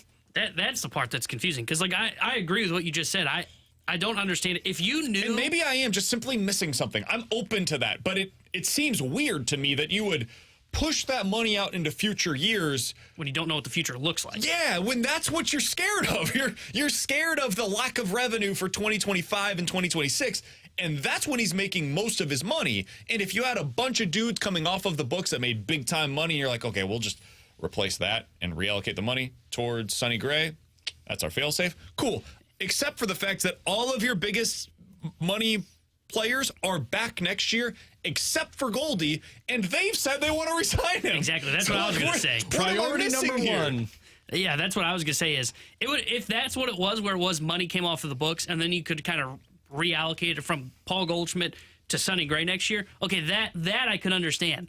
But you're right. They've been saying all along, like, hey, Goldschmidt, that's the number one priority. I even asked John Denton, I said, hey, how does this impact like a Walker extension? He said, well, they're not really looking at a Walker extension. They're looking at a Paul Goldschmidt extension. That's the number one priority in spring training. What? That doesn't make sense then. It's really weird. All right, let's go back out to the mic drop feature via the 101 ESPN app. Let's hear from Courtney.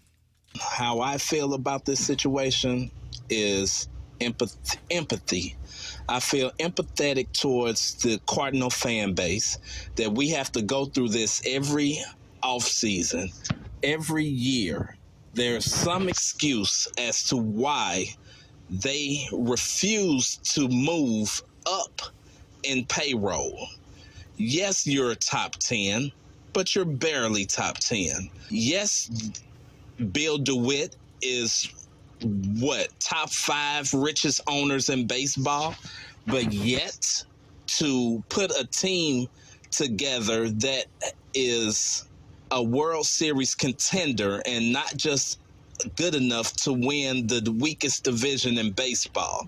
Do you think part of this, and I'm legitimately asking, is because the Cardinals just aren't afraid?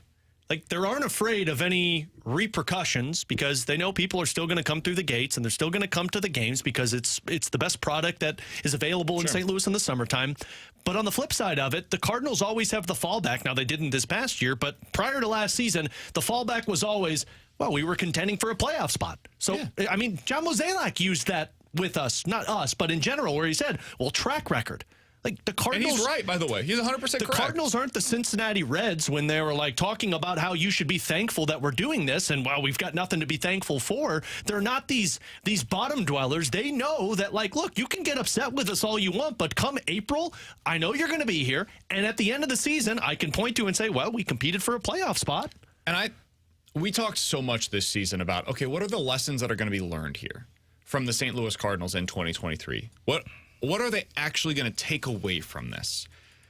And if I had to sit here today and say, okay, what did they take away from it? I think the lesson that the Cardinals would tell you, and I'm going to ask this this weekend at Winter Warm-Up, when we talk with Bill DeWitt Jr., Bill DeWitt III, and John Mozeliak.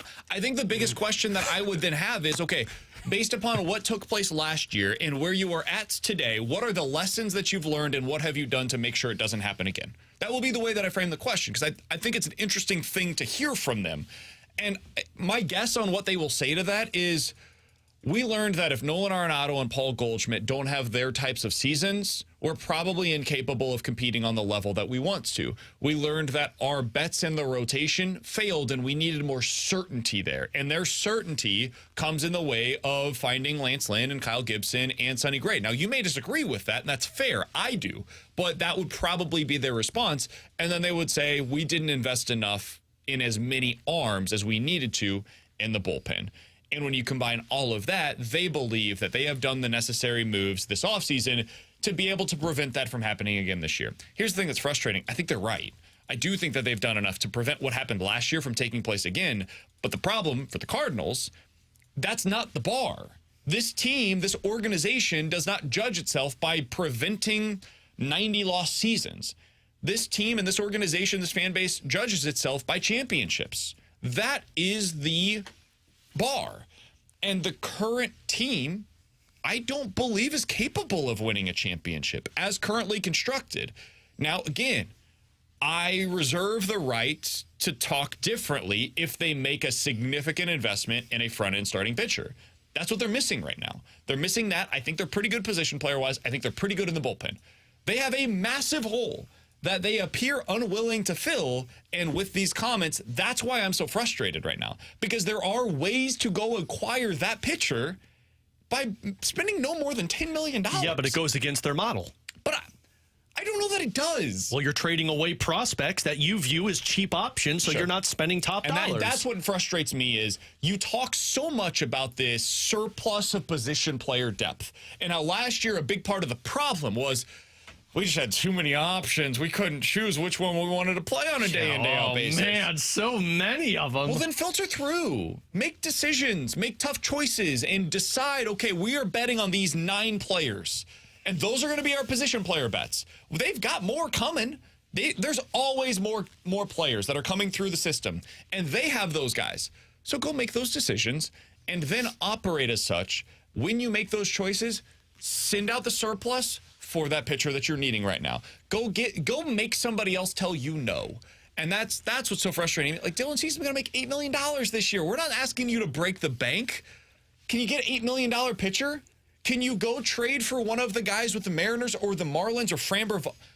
I'm not asking you to get Blake Snell, who's going to cost you $150 million. That's crazy. I'm not asking you to go sign Jordan Montgomery, who's going to cost that amount. No, I'm not even asking you to go get Shota Imanaga, who was the quote-unquote cheap option heading into the offseason. Just make a trade, dude. Just make a trade. That's it. Someone texted in, and it's a great comp. Cardinals fans are always getting friend-zoned by the organization. They put it out there. They put it out there. They tease you with, like, hey, this is what it could look like, and then boom, right back to reality. I was in the friend zone a lot in high school, and I do agree. Sorry, this you does were the feel chick magnet, man. I know, but the chick magnet got put in friend zone a lot. Oh, you hate to see it. All right, final one here. Let's go back out to the mic drop feature. Let's hear from Randy. I don't have a problem with them coming out and saying that they're business first. We've known that all along. I don't know why anybody would be surprised by it. They have made moves, more moves than I actually thought they were going to make, to be honest. So I'm fine with what they said. The problem is they kind of drag things out with people like Paul Goldschmidt. Like, if you're not going to re-sign him, then move him and allow Walker to move to first now instead of playing in the outfield again for a year. It also frees up $20-something million that you could throw towards your bullpen or another reliever. They're just not very creative with the way they handle free agency and their contracts, and that's why they're in the position they're in. So I disagree on the contract side of things. I actually think they've gotten pretty creative over the last few years. Yeah, they were creative with the Sonny Gray one. They were creative with the Waino one, even though it frustrated me to no end.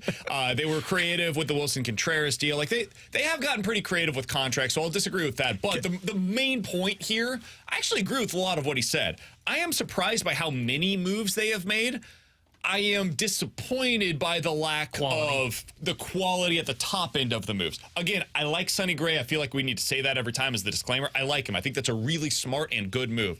I like the way that they are attacking the bullpen. The quantity of moves is not the problem. The problem is the lack of a number 2 starter that appears to be present upon the Cardinals roster in 2024 once again. So that's where my frustration lies. I agree. More moves, no problem there. Creativity, I think they're doing okay there. I think they're lacking creativity with the trades that they're willing to make. Can you be called creative if, like, you are creative with what the contract looked like, but then every year you just take into consideration that, you know, it's all going to cost the same every single year? Like, you're not using creativity with the Wayno one to where they're like, oh, we're only paying him this amount because they took the bulk amount into conversation. So I think they're creative with the contracts. That part I do agree with. And I think they've gotten, I don't know if I'd call it creative in the bullpen. What I would call it is like they're just taking shots in the dark. Yeah. And sure, maybe you want to call it creative. When I'm thinking creative, I'm talking about what they basically said they have to do now, which is move money in, move money out. Like, have we ever seen them pull off the Chris Sale-esque deal? Not acquire Chris Sale necessarily. Robbie Ray type deal where, okay, sure, that team is eating up, $18 million and you give up a bigger prospect for that. Or you end up sending out 2 contracts that are making $18 million combined to offset a little bit of the money that the Robbie Ray contract is on. That, by the way, is not coming back until the All-Star break. That's the creativity we're talking about. That's the reason we had the conversations of free agency like Tyler Mahle. Would you bring in a Tyler Mahle that, sure, he's not going to pitch come opening day, but he's going to be ready by the All-Star break. And if he's a number 2, boom, there you go. You just solved your issue for $22 million on a 2-year deal. So somebody on the text line said, BK, remove the Lynn signing, replace it with Giolito. How do you feel about the offseason? I still feel like they lacked a number 2 starter. I feel a little better because I think there's at least upside in Giolito to be something more than what you're going to expect out of Lynn or Gibson. And I don't really have a significant favor in one direction or the other between Lynn or Gibson. I think they're pretty similar in terms of the upside and what you can realistically expect out of both of them. So I don't care which one you would replace. Giolito would make me feel a bit better, again, because there's more upside there. In terms of the guys that have signed this offseason, if you were to put one player into that place, I'm not sure there's anybody they could have signed, realistically speaking, that would have changed my belief in them there. My frustration is not with their lack of signings. It's not with their... I think they should have made the Chris Sale trade. I would have liked to have seen them get in on Robbie Ray. I would have liked to have seen them get in on the Tyler Glasnow deal. It sounds like that was like Dodgers or bust, though. And now I would like to see them get involved in all of the pitcher trades that could potentially be out there. So it's more about projecting than it is looking back and saying they should have done X, Y, or Z. The moves that I would have liked to have seen them make is one of the 2 trades that were done, honestly, Robbie Ray or Chris Sale. Those 2 I would have been in on for the Cardinals. Yeah, and I don't think there was a free agent that they could have signed. I agree with you there realistically because the top tier market was Nola, Snell, and I think that's it outside of like Ohtani, but he's not a pitcher this year. So they weren't going to go get those guys. Nola wanted to be in Philadelphia the whole time, so they went to the second tier. Okay, so you got Gray, the top guy in the second tier, by the way. Honestly, could be 1B. There wasn't a lot in that second tier then else that I said, okay, now you got to sign this as well. I think you're right. I think it was projecting forward of, okay, you sign that guy, you sign a guy that's going to slot in at the number 5, Lynn or Gibson, pick your poison, and then go trade for the guy that's going to be the number 2. And instead of doing that, they just said, no, we want innings. That's the problem. And they got 2 guys. He's T-Bone. That's Alex on BK. Coming up in about 10 minutes or so, we'll get back into this. What is the Cardinals TV deal mean for 2025 when they once again have some of the same issues with their payroll that they do today? T-Bone's got an interesting take on that. We'll get into that coming up at 1 o'clock. The Junk Drawer is next here on 101 ESPN.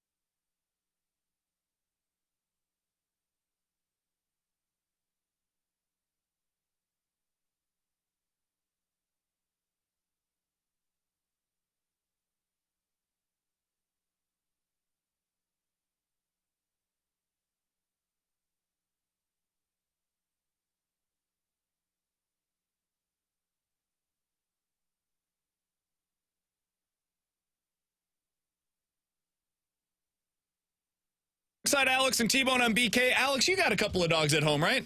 Yeah, I do. I have one that's probably senile and ready to hit Rainbow Road, and another one that's about 5 years old. T-Bone, do you have any dogs back at home? I know you don't currently here in St. Louis in your bachelor pad, but did you in Olney, Illinois, the home of the White shop. Squirrels? We did for a while, and then ours passed away like 3-4 years ago. So Yeah, way to not go, you anymore. jerk. So, man, that really put a All damper right, on I'm going things. to go cry. Way to go, you jerk. Has your dog, Alex, at home, any of them, ever eaten anything that you valued of significance? Yeah, all the time. Chewed up shoes, eating. Yeah, that was my worst. When we first got our dog, she just chewed the hell out of all of the shoes. It's all the big one. The tiny one's like 3 pounds, so she doesn't do anything other than just shake. That's the senile one. The other one is 80 pounds, and we adopted him thinking he was only going to be 35 pounds. He's eaten everything from, he's eaten shoes. He's eaten toys. He's eaten paper. He's even gone to the extent of seeing pork cutlets that are sitting on our stove, defrosting, and downing all of them. I mean, I can't blame him there. Good Well, I pork can. cutlet. The guy's going to die. It's Pump the food. brakes, my man. My sister-in-law's dog ate a bristle pad and passed it. That's Interesting. yikes. Our dog, while we were living in an apartment, Kara uses sponges for her makeup, right? So she left one of the makeup sponges out. Oh, yeah. And Belle got a hold of it. And as I took her out one day to go outside, let her do her business, right? At the time, again, we're living at an apartment, so you got to do the leash things. You're watching as she's doing her business. I see a sponge just come out. Wow. And that's a tiny dog. I'm like, what is this? I go back inside. I said, Kara, are you missing a sponge? She just pooped a sponge. She said, yeah, actually I am. Why? I said, I think I just found it. I don't think you're going to want that. You should probably order something. She said, how did she get that? I said, you left it out. Oh, yeah. And then she blamed the dog, of course, for eating the sponge that she left on the ground. Well, and the tough one, too, is, and not to get graphic with this, but the big one eats tampons. Sure, that's not great. And, that's not what you want. When it comes to dogs and they're eating tampons, you're like, oh, you got to take them to surgery. No, you're just going to have to pass this one, my man. Yep. And he's passed all of them. And they expand on the inside. You know that it's a tampon when the string's the first thing you see. T-Bone's over here It's like a magic trick. T-Bone is like, oh, man. The reason I bring this up is because Cecil is a good old dog, a golden doodle from Pennsylvania. Oh, boy. And Cecil has gone viral for snacking on an envelope. That envelope had a stack of money on the inside that the owners had set aside for a contractor. Unfortunately, that envelope had $4,000 on the inside. Alex, this is what that money now looks like. That was pretty good. I don't think you can spend that. Oh, yeah, you absolutely can. You dry it out with a hairdryer and you straighten it out. The money has been chewed into but you find hundreds of pieces. Here's the thing. You find the two bills that are full, and you stack those top and bottom like a sandwich, and you put the rest of them in, so you can't tell. No, they'll tell. And when they take the money, you're like, here you go. No, I can't take this. Took the money. Sure that would work. Took the money. Hands off the money. It's yours now. The couple attempted to tape together the destroyed $50 and $100 bills bit by bit. They worked to locate the serial numbers on both, so the bills were insured by the bank and would accept them and replace them with fresh notes. The bank did end up taking a decent number of the notes. They were able to recover roughly $450 out of $4,000. It's not what you want. What a waste of time. I'd be like, screw it. We're out $4,000. Oh, that is brutal. Do you cry when you're taping all of it together? Yes. Oh, God. That dog. I just wanted new floors. That dog has a new home now, So I would assume. thankful. While you may be losing tampons and Well, I'm not losing tampons. I could care less. At least you don't have $4,500 that is going to the wayside because good old Scout went and decided that he needed a snack. I'll take him eating the pork cutlets. In about 15 minutes or so, Mark Spector is an NHL analyst for Sportsnet up in Canada. He had a great piece the other day on what successful rebuilds look like. How would he say that the Blues rebuild is fitting into those plans? Talk to him about that coming up here in just a little bit. But next, what does the Cardinals TV deal not mean for this upcoming season with their payroll? What does it mean for their roster in 2025? We'll talk about it next here on 101 ESPN.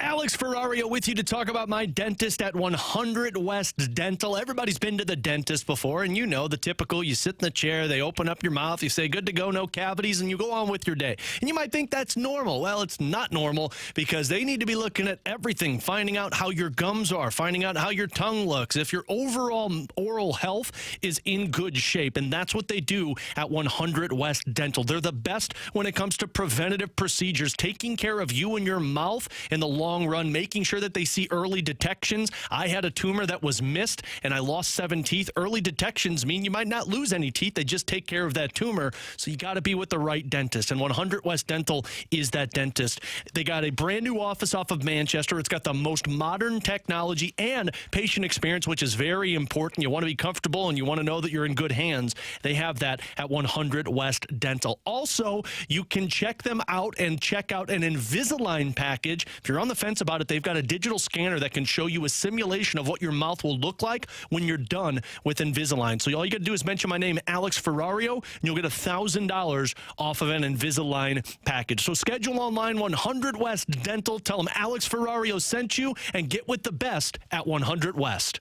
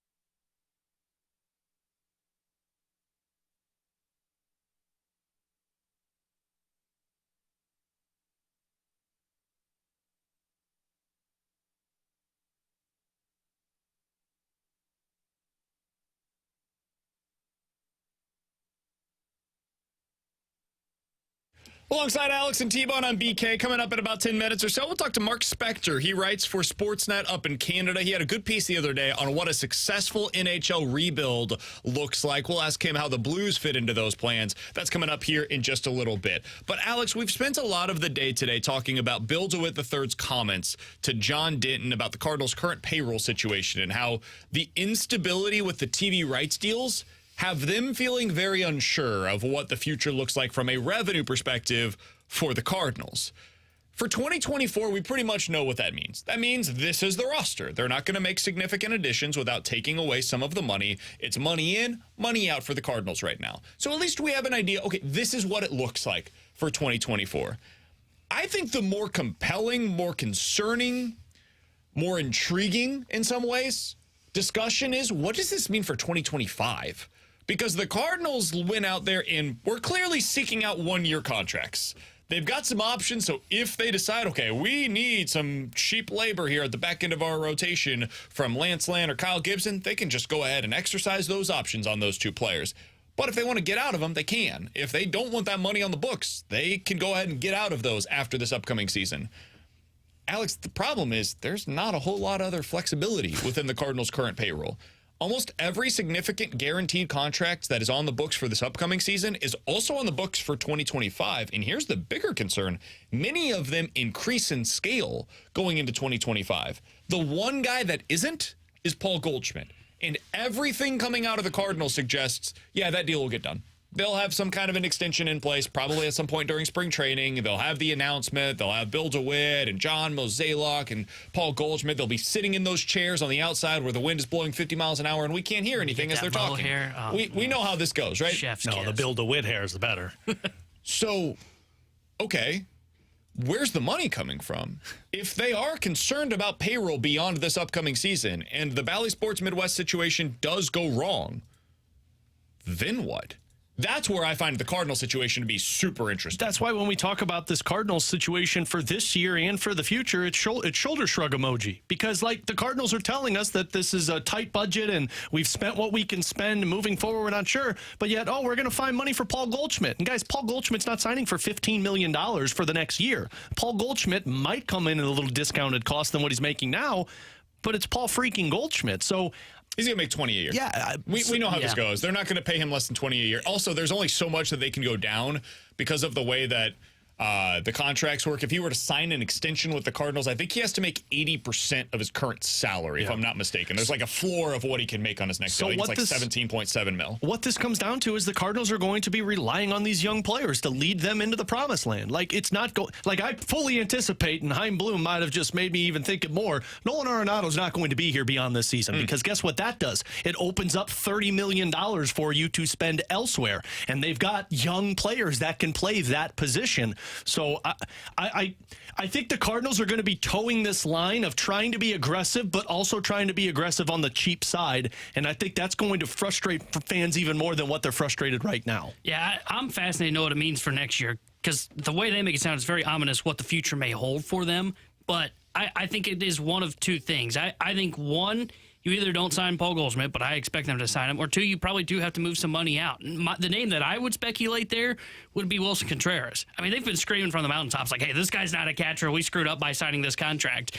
And they DFA, or they non-tendered Andrew Kisner because they wanted a bigger role for Ivan Herrera. Well, they clearly think Ivan Herrera was worth making sure he's up at the big league roster and making sure that he's getting more experience there because they really like him and think he's got a higher ceiling than Andrew Kisner. Otherwise, you just keep Herrera in AAA, have catcher depth, and hell, maybe even try and trade Ivan Herrera. They didn't decide to do that, and I think this year they're viewing, to your point on the pitching and looking for cost control arms. I think this is a transition year. They haven't said it publicly, but I think it's a transition year, and I think maybe part of that is because of Bally Sports' situation, probably pushed them into this. Instead of saying, okay, we can go out, we can get two guys that can be a 4 and a 5, like the Seth Lugo deal, the Michael Wacha deal on 2-3-year deals. Let's just go 1-year deals. Let's hope TK Roby, Gordon Graceffo, which I think he'll probably be a bullpen arm, but let's throw his name in there, Matthew Liberatore, Zach Thompson, and Tink Hintz. Let's hope that of all these names here, two of them will be able to take that step forward this season to where we can go into 2025 or 2024, whatever year we're in, and they can say, hey, these guys are going to be in this rotation. TK Roby can be a number 4 starter for us. Tink Hintz can be a number 5 starter for us. One thing that I don't think enough people are talking about is the possibility that this actually ends up being a good thing for the Cardinals in the long term. I don't know that there's anybody that will, and it's going to require some pain early on before you end up getting the reward. But, man, think about how many Cardinals fans there are nationally. And now imagine if there's a subscription service that people from New York, LA, San Francisco, and everywhere in between can subscribe to watch all 162 Cardinals games. You could end up making more based on the direct-to-consumer product from that than you currently do via Bally Sports Midwest. Now, again, it might require some time and investment into the product before you get there. But this is why you should invest in your current product. Because if you're looking out over the landscape and you're saying to yourself, all right, how do we get these people to invest in our product? You win. You win at a really high level. If you look at all of the teams out there that go and they win big, what do? They reinvest it a lot of the time. Why? Because they made so much money from their playoff run. Look at Arizona. Arizona is reinvesting it. Atlanta reinvested it. You look at the Royals from 2014, 2015. They were like, whoa, okay, we got some money now. Let's pay Alex Gordon. Let's pay, like, they went out and they reinvested in their team. Let's pay Salvador Perez. They went way out over their skis, and it went horribly awry. But they invested. If the Cardinals go out there and they win big, that is the way that you get a bunch of people to sign up for a product that they want to continue watching. Falling short of that, is the best way to make sure that this is not just a one-year blip, but it ends up being something that over the long haul is a massive concern for you. All right, coming up next, Mark Spector had a great piece earlier today over on Sportsnet talking about what a productive and successful NHL rebuild will look like and why some of these teams never seem to get out of them. What does he think about the Blues' current way of going about their rebuild? We'll ask Mark Spector about it next year on 101 ESPN.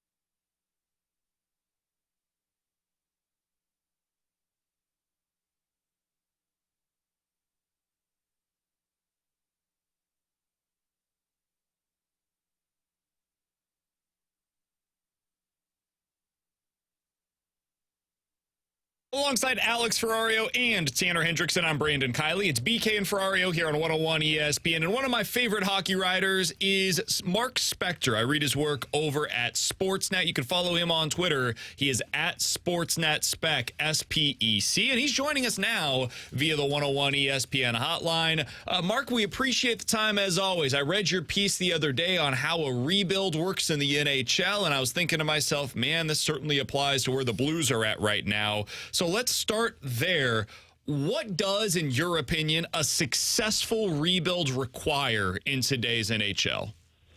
Oh, boy, I'm not sure we got enough time to figure that out.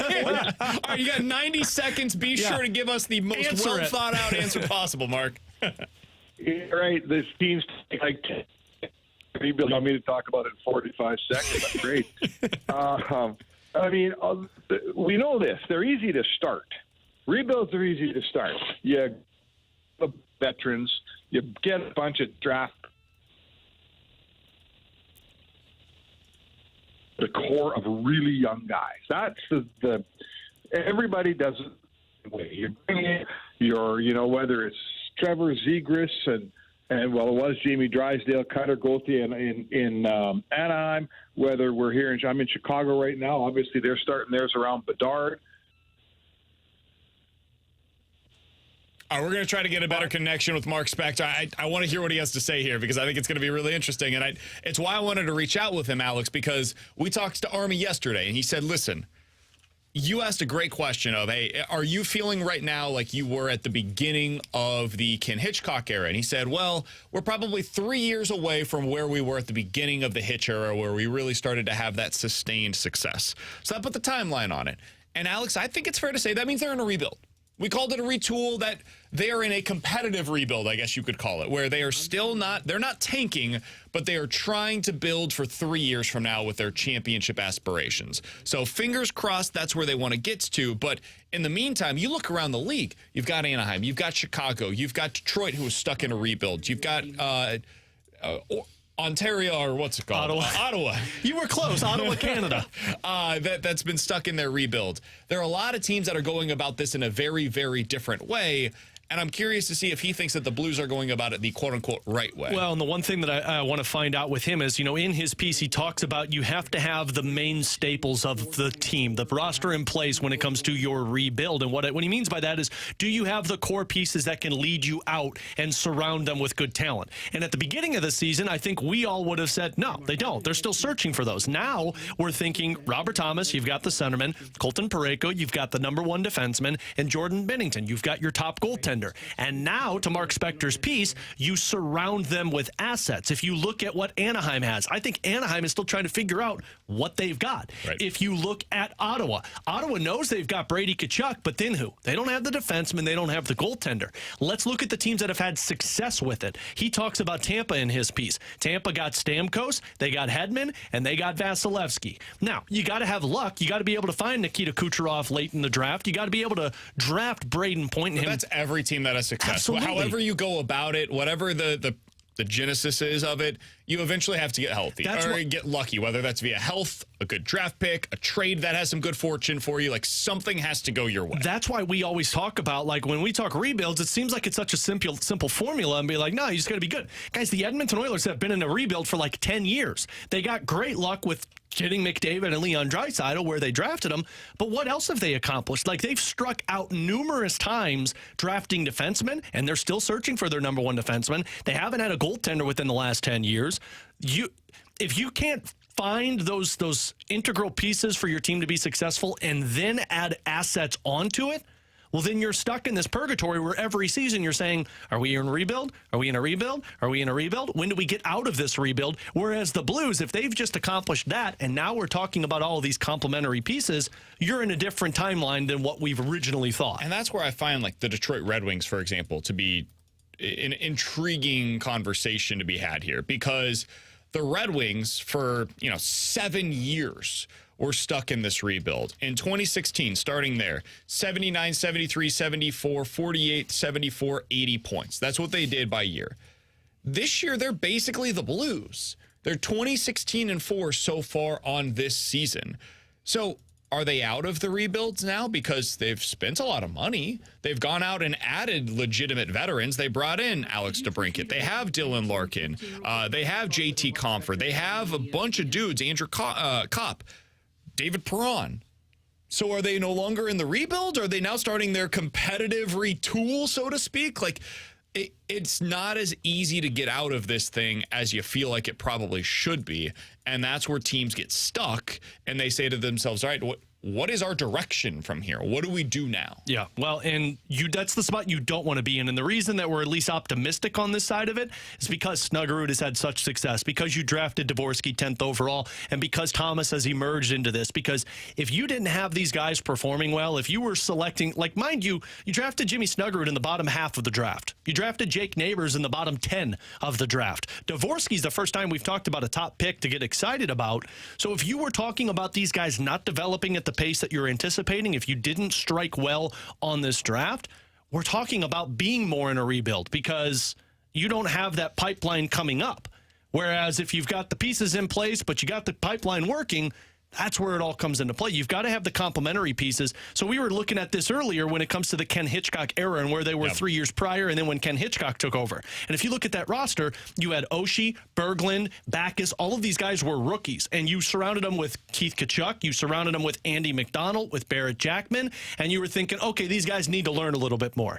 And then when Ken Hitchcock took over, Backus was the top guy. Oshie was the top guy. Berglund was the top guy. The young pieces that were in place, the complementary pieces when you knew your core was there, was Jaden Schwartz and Vladimir Tarasenko, and also Alex Pietrangelo.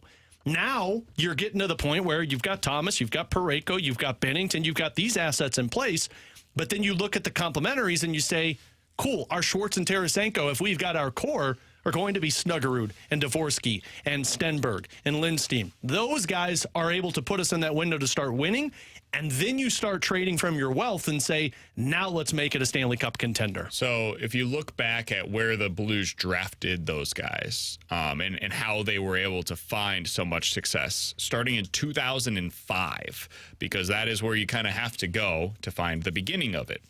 TJ Oshie, number 24 overall. That's your 2005 first round pick. Yeah. Then you get Eric Johnson. That didn't go as well as expected, to say the least. That was the number 1 overall pick. But then starting in 2007, you get David Perron. You talked about it, Alex. You get a little lucky. That was their 3rd first round pick that year, 26th overall. 2008.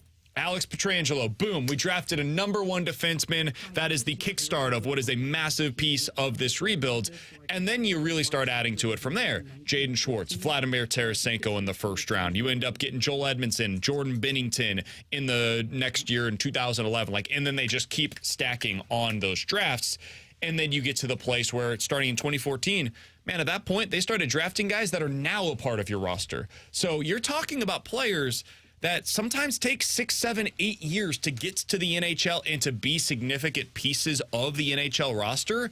So the guys that are being drafted right now after the first round, man, start thinking about them for the next version of the St. Louis Blues. The players that you're really talking about right now for the immediacy are the big-time overall draft picks. Those are the ones that can help this part of the rebuild. Yeah, well, and take this too. Look what Doug Armstrong told us yesterday. Your goal in this retool, and not the rebuild, because the rebuild, you got to really match up timelines. Your goal in this retool is trying to get the best from these complementary pieces the same time that Robert Thomas, your core pieces, hit their prime. The hard part for them is Colton Parayko might be 33, 34 years old before these guys are ready to compete, or Jordan Binnington might be out of his prime. So then you got to restart the cycle again. And that's why you don't want to rush these players, but you also don't want to sit there and be too cautious with it, because if you are, they don't hit at the same time and you're doing the cycle over and over. All right, Alex, we'll go to break here. We'll see if we can get Mark Spector on the other side. If we can't, we'll do NFL quick hitters. So we'll either talk to Mark Spector about what it takes to have a successful NHL rebuild or do some NFL quick hitters. Find out ourselves coming up next here on 101 ESPN.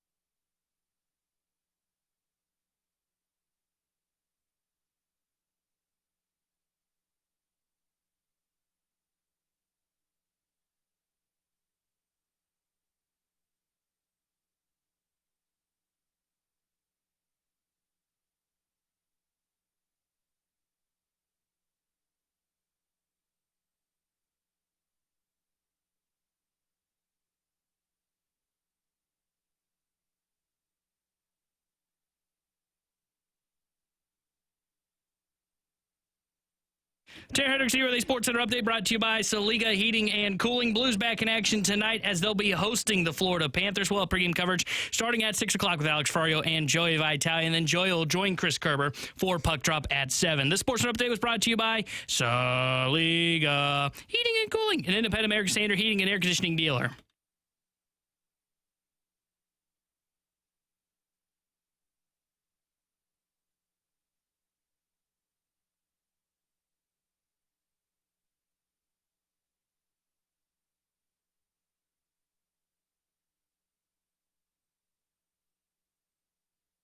Alex Ferrario and Tanner Hendrickson. I'm Brandon Kiley. T-Bone just spent the entire last segment on hold for a hotel instead of, texting Mark Spector our number. So we do have Mark Spector back on the line. Very kind of him to join us here on BK and Ferrario.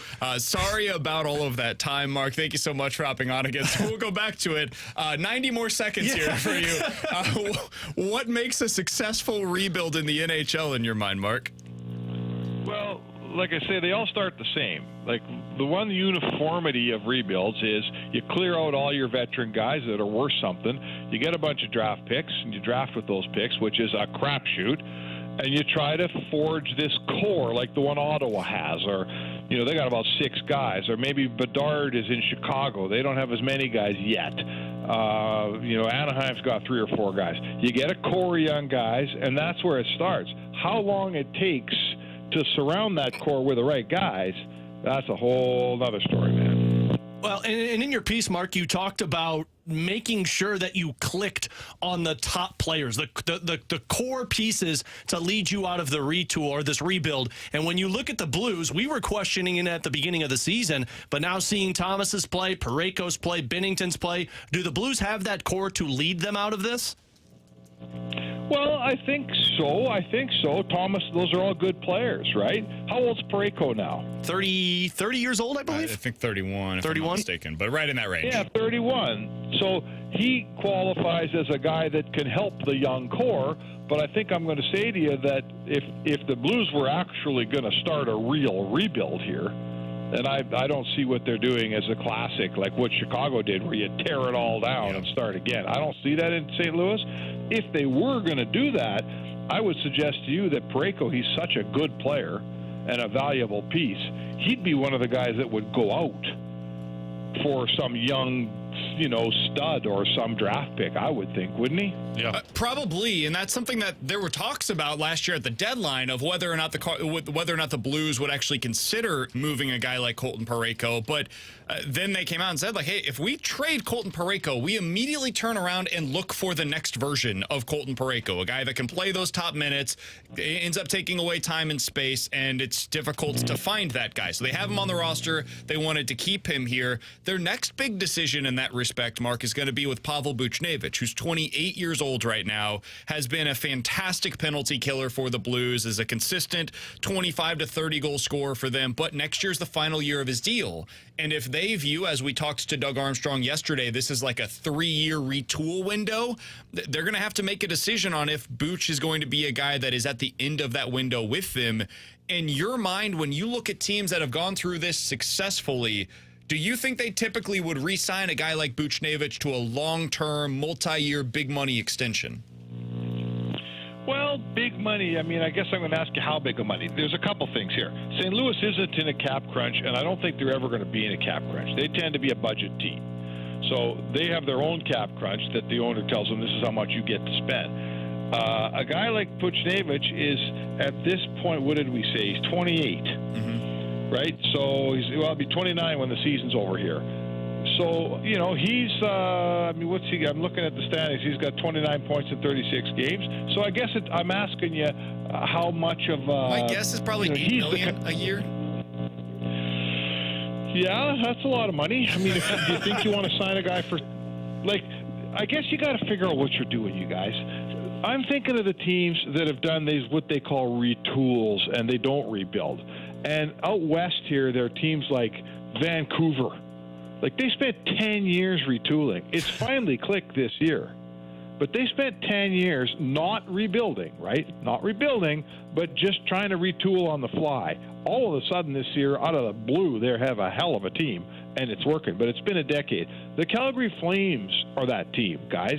They have not traded away big names and rebuilt. When they were losing Tkachuk, they brought in Huberdeau. When they were losing Gaudreau, they let him go, but they brought in a bunch of other guys that are older too. So I'm asking you in St. Louis, like, you can do a retool, and then, you keep Buchnevich because you need him. You keep Parayko because you need him. Or you can do a rebuild, and then neither of those guys are staying on your rebuild. So with that being said, Mark, like, is there such thing in the NHL as a retool? Because the more we hear it, it sounds like it's either rebuild or you're good. Well, it's a good question. I look at all the teams that win cups, and it wasn't that many years in the rearview mirror when they weren't very good. Sure, St. Louis was a one-off. They did win a cup, and God bless them for it. But shortly thereafter, they've been a team that's not really so seriously contending for the cup. Yeah. I look at the Pittsburghs. They were terrible, then they had a dynasty, or the small dynasty. I look at the Detroits back in the Kenny Holland days. They were like that. Chicago Blackhawks were brutal when they got Taves and Kane, and then they won 3 cups. The LA Kings won 2 cups. About 6-7 years before that, they sure weren't very good. They were young and not that competitive. So, to me, in a cap world here, I think you got to go through the pain of a rebuild. Now, there's no guarantee. The Edmonton Oilers have been rebuilding for like 10 years, and they have a really good team now. They got a really good team. It's a good team, but it hasn't won jack, right? They haven't won a thing. The Toronto Maple Leafs have rebuilt and built an excellent regular season team. They are such a good regular season team. They've won 1 playoff round in 15 years. So that ain't working so well either. So these are the perils, right? This is the peril. We're talking to Mark Spector of Sportsnet. You can check him out on Twitter at SportsNetSpec. Mark, if the Blues decided to get really interesting and decided to try to kind of fortify this roster earlier than anticipated, one way that they could do so is by making a move at the trade deadline. You guys just put out your trade speculation piece over on Sportsnet. If they were to look to the defenseman market, because I think that's probably where they're the weakest right now, is that defenseman on the left side next to Colton Parayko. Is this a very good trade market, in your opinion, for defensemen, or is this a year to kind of stay out of that? Well, I mean, it's the problem with the trade market is you're usually getting guys that are older, and when you're trading at the deadline, you're trading for right now, right? So, you know what? It's a little early before the trade deadline. I'm not exactly sure who's out there, but I do know this. There's a lot of guys like we got Adam Boquist there. How much is he going to help you? I'm not so sure. We got guys like Mario Ferraro. He's a good, strong, young player out of San Jose. I'm here to tell you, I don't know. Do you think that the St. Louis Blues are a couple of moves away from having a Stanley Cup contender? If they trade in for 2 players, are they going to get through Dallas and Winnipeg and Colorado? Do you think so? No, I think if they were to make a move this year at the deadline, it would basically be kind of similar. Now, it's different, obviously, because these were waiver pickups for the most part, but like the Kapanen move, the Verana move, where it essentially jump-started their offseason a year ago, where they did that instead of going out to free agency. They could do something similar potentially at the trade deadline, where like maybe they trade for a Noah Hannafin and then re-sign him, extend him long-term, and then he becomes a part of that core that we're talking about.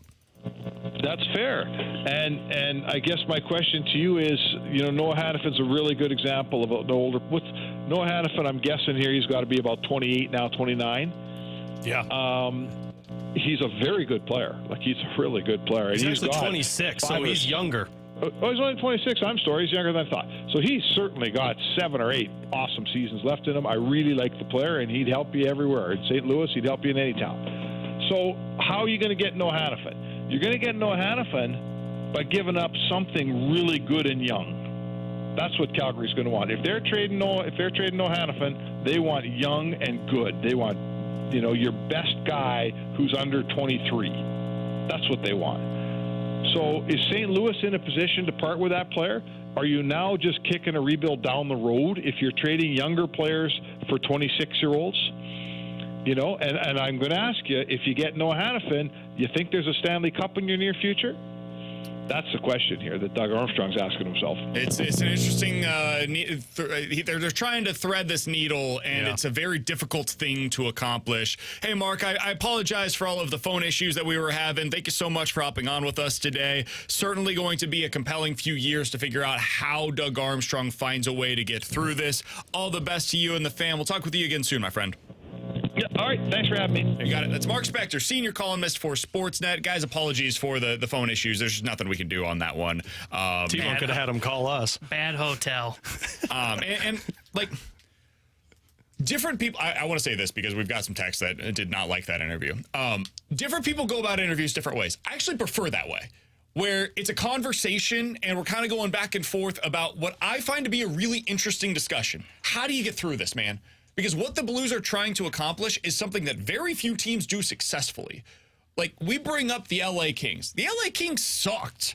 Like, they were not just bad, they were real bad for a brief period of time. Most of the teams that do what the Blues are trying to accomplish, even if they don't tear it down to the studs, they get to a place where they are one of the worst teams in the NHL. Dude, we're watching this team. They are not that. No. This team's competitive. And it's, at times, fun to watch. They have players that you could see, okay, I see how that ends up working out for, like, of the current roster of players, maybe 10 to 15 of them could be here when you're good again. That's not what it normally looks like when you're going through something like this. So they're trying to do something. It's not unprecedented, but it doesn't have a lot of precedent in recent NHL history. Well, and I know people will push back because of recency with Doug Armstrong, but the reason you do this, where you try and thread the needle and you do two things at once rather than just being awful, so you got a great general manager who can do it. Like, other teams have been awful for a really long time because they don't trust the general manager. And also, there's no guarantee that works either. Yeah. Look at how many times Edmonton has struck out with a top pick. At least if this doesn't work, you're competitive. Yeah. And I know people get frustrated with it, and I do too, guys, because it sometimes feels like, okay, well, are we overreacting? This game doesn't actually matter because the games that matter are still 3 years away from now. And so that becomes really exhausting to discuss on a day-in, day-out basis. That being said, you know what's worse? When you know the games don't matter for 7 years, when the games are a complete afterthought, and every player on the roster is a placeholder for the guy that's currently playing in Springfield that matters a hell of a lot more for the future of your organization. So that is a legit rebuild. You know what else happens when you go through those? Guys want out. Yeah, guys like Robert Thomas and Jordan Kyrou and Colton Parayko and Jordan Binnington, man, they don't want to be a part of that. They don't want to be a part of a situation where you're trying to lose like 60 games every season. Well, and here's the thing, too. Mark's absolutely correct. Your goal is to get good fast while these guys are in their prime. Yep. In 3 years, Colton Parayko is going to be 33 going on 34. In 3 years, Jordan Binnington is going to be 32, 33 years old. And you're going to have Robert Thomas, who's 26, 27. You're going to have Kyrou, who's around the same age. And you're going to have Snuggerud and Dvorsky. Like, you're great there, but are you good elsewhere? And that's where you've got to figure out, like, can we get there faster? If we get there faster, now we've got the primes of Colton Parayko and Jordan Binnington, and you're still in the window with Thomas. But if you can't get there fast enough, then you're going to be recycling and looking for the next thing. That's the team that should have went into a rebuild. I thought his question about Noah Hannafin was a fair one. Like, if you trade for Noah Hannafin, are you just basically cycling out a 23-year-old for a 27-year-old? Because to his point, you're trading Snuggerud for Hannafin.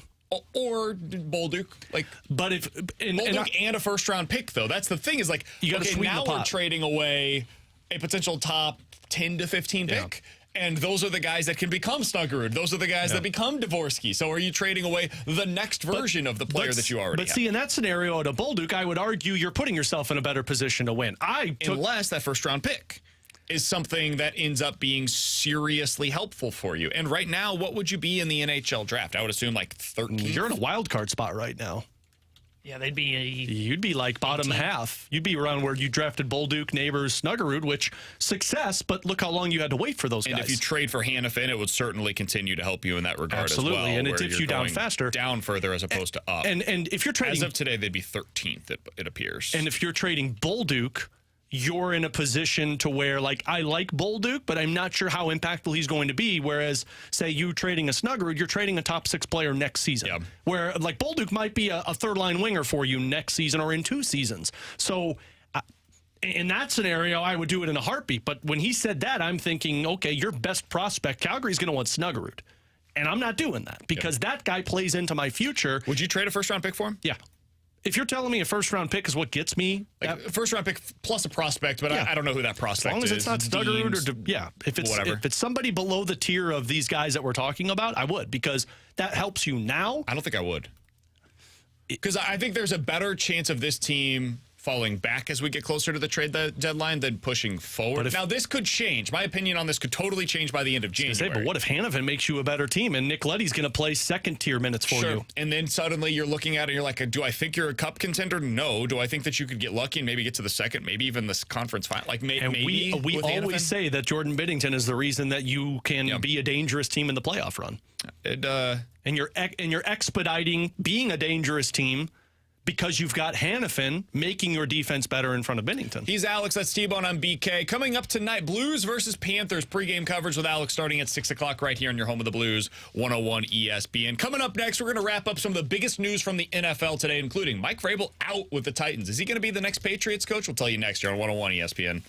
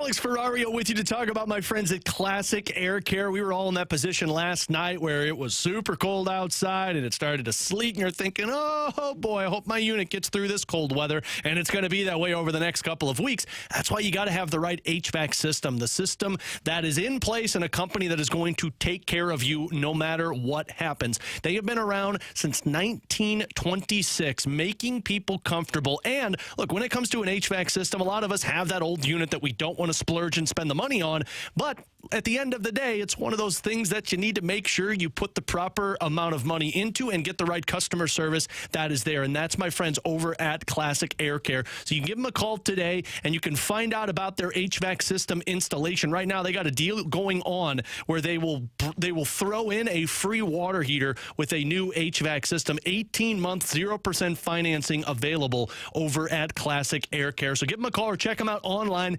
classicaircare.com, and find out why they have been making people comfortable since 1926.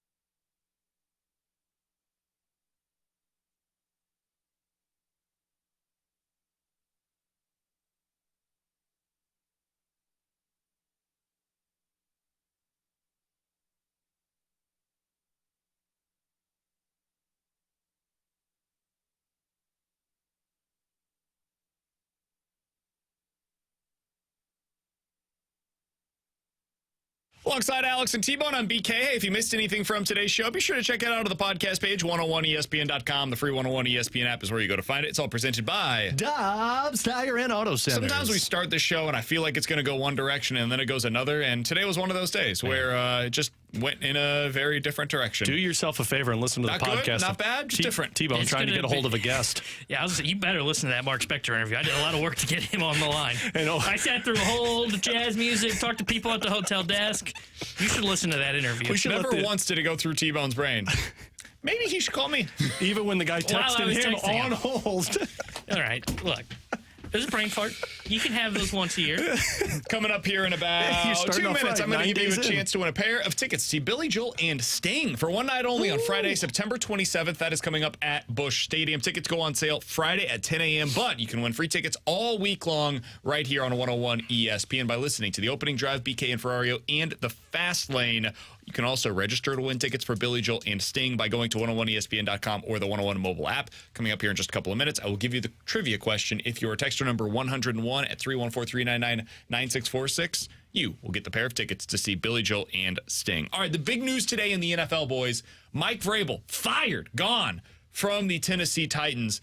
Didn't want to wait to find out if they could trade him. They said that would take too long. Too much of a process. Let's just go ahead and have a clean change of the guard here in Tennessee. Alex, if you had to guess, where do you think Mike Vrabel is coaching next year? New England.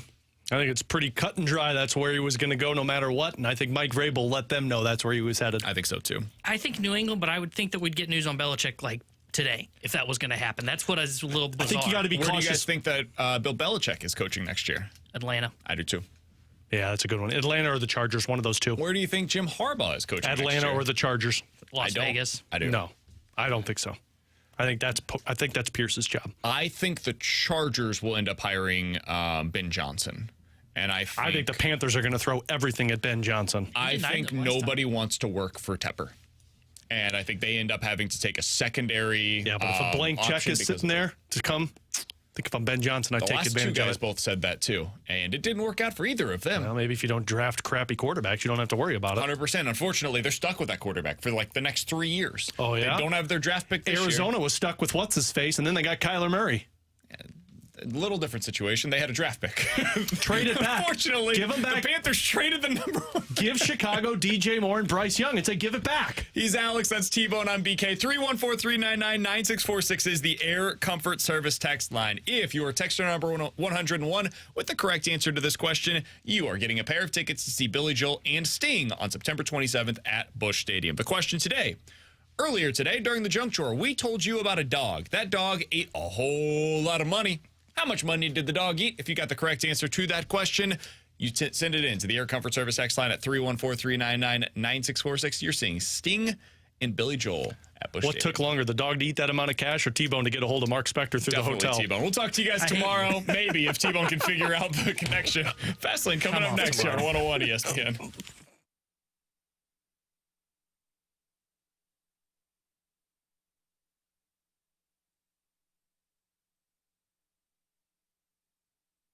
Hey, it's BK. We got to tell you about our friends over at Circa Sportsbook in Illinois. Guys, this is the way that sports betting should be. They are the largest sportsbook in Vegas, and now they are available in Illinois. Alex, they're going to make sure that when you put your bets down, you're getting paid out the way that you should. So if you place a money line wager, they've got the tight money line splits, which means Alex loves putting these down. He's got 7 different parlays together, all on 7 different teams. This weekend, I'm sure he's got a money line parlay with all of the different teams in the games this weekend. You're going to get a better payout when you do that over at Circa Sportsbook Illinois. So be sure to sign up for the app today, Circa Sportsbook Illinois. Look, they want you to check out other apps to find out those odds, and they don't limit players based on their winnings. Everybody is going to get the same limits, unlike other places when it comes to winning bets. So find out why we love Circa Sportsbook and use that Circa Sportsbook app. If you or someone you know may have a problem with gambling, call 1-800-GAMBLER or text ILGAMB to 833-234.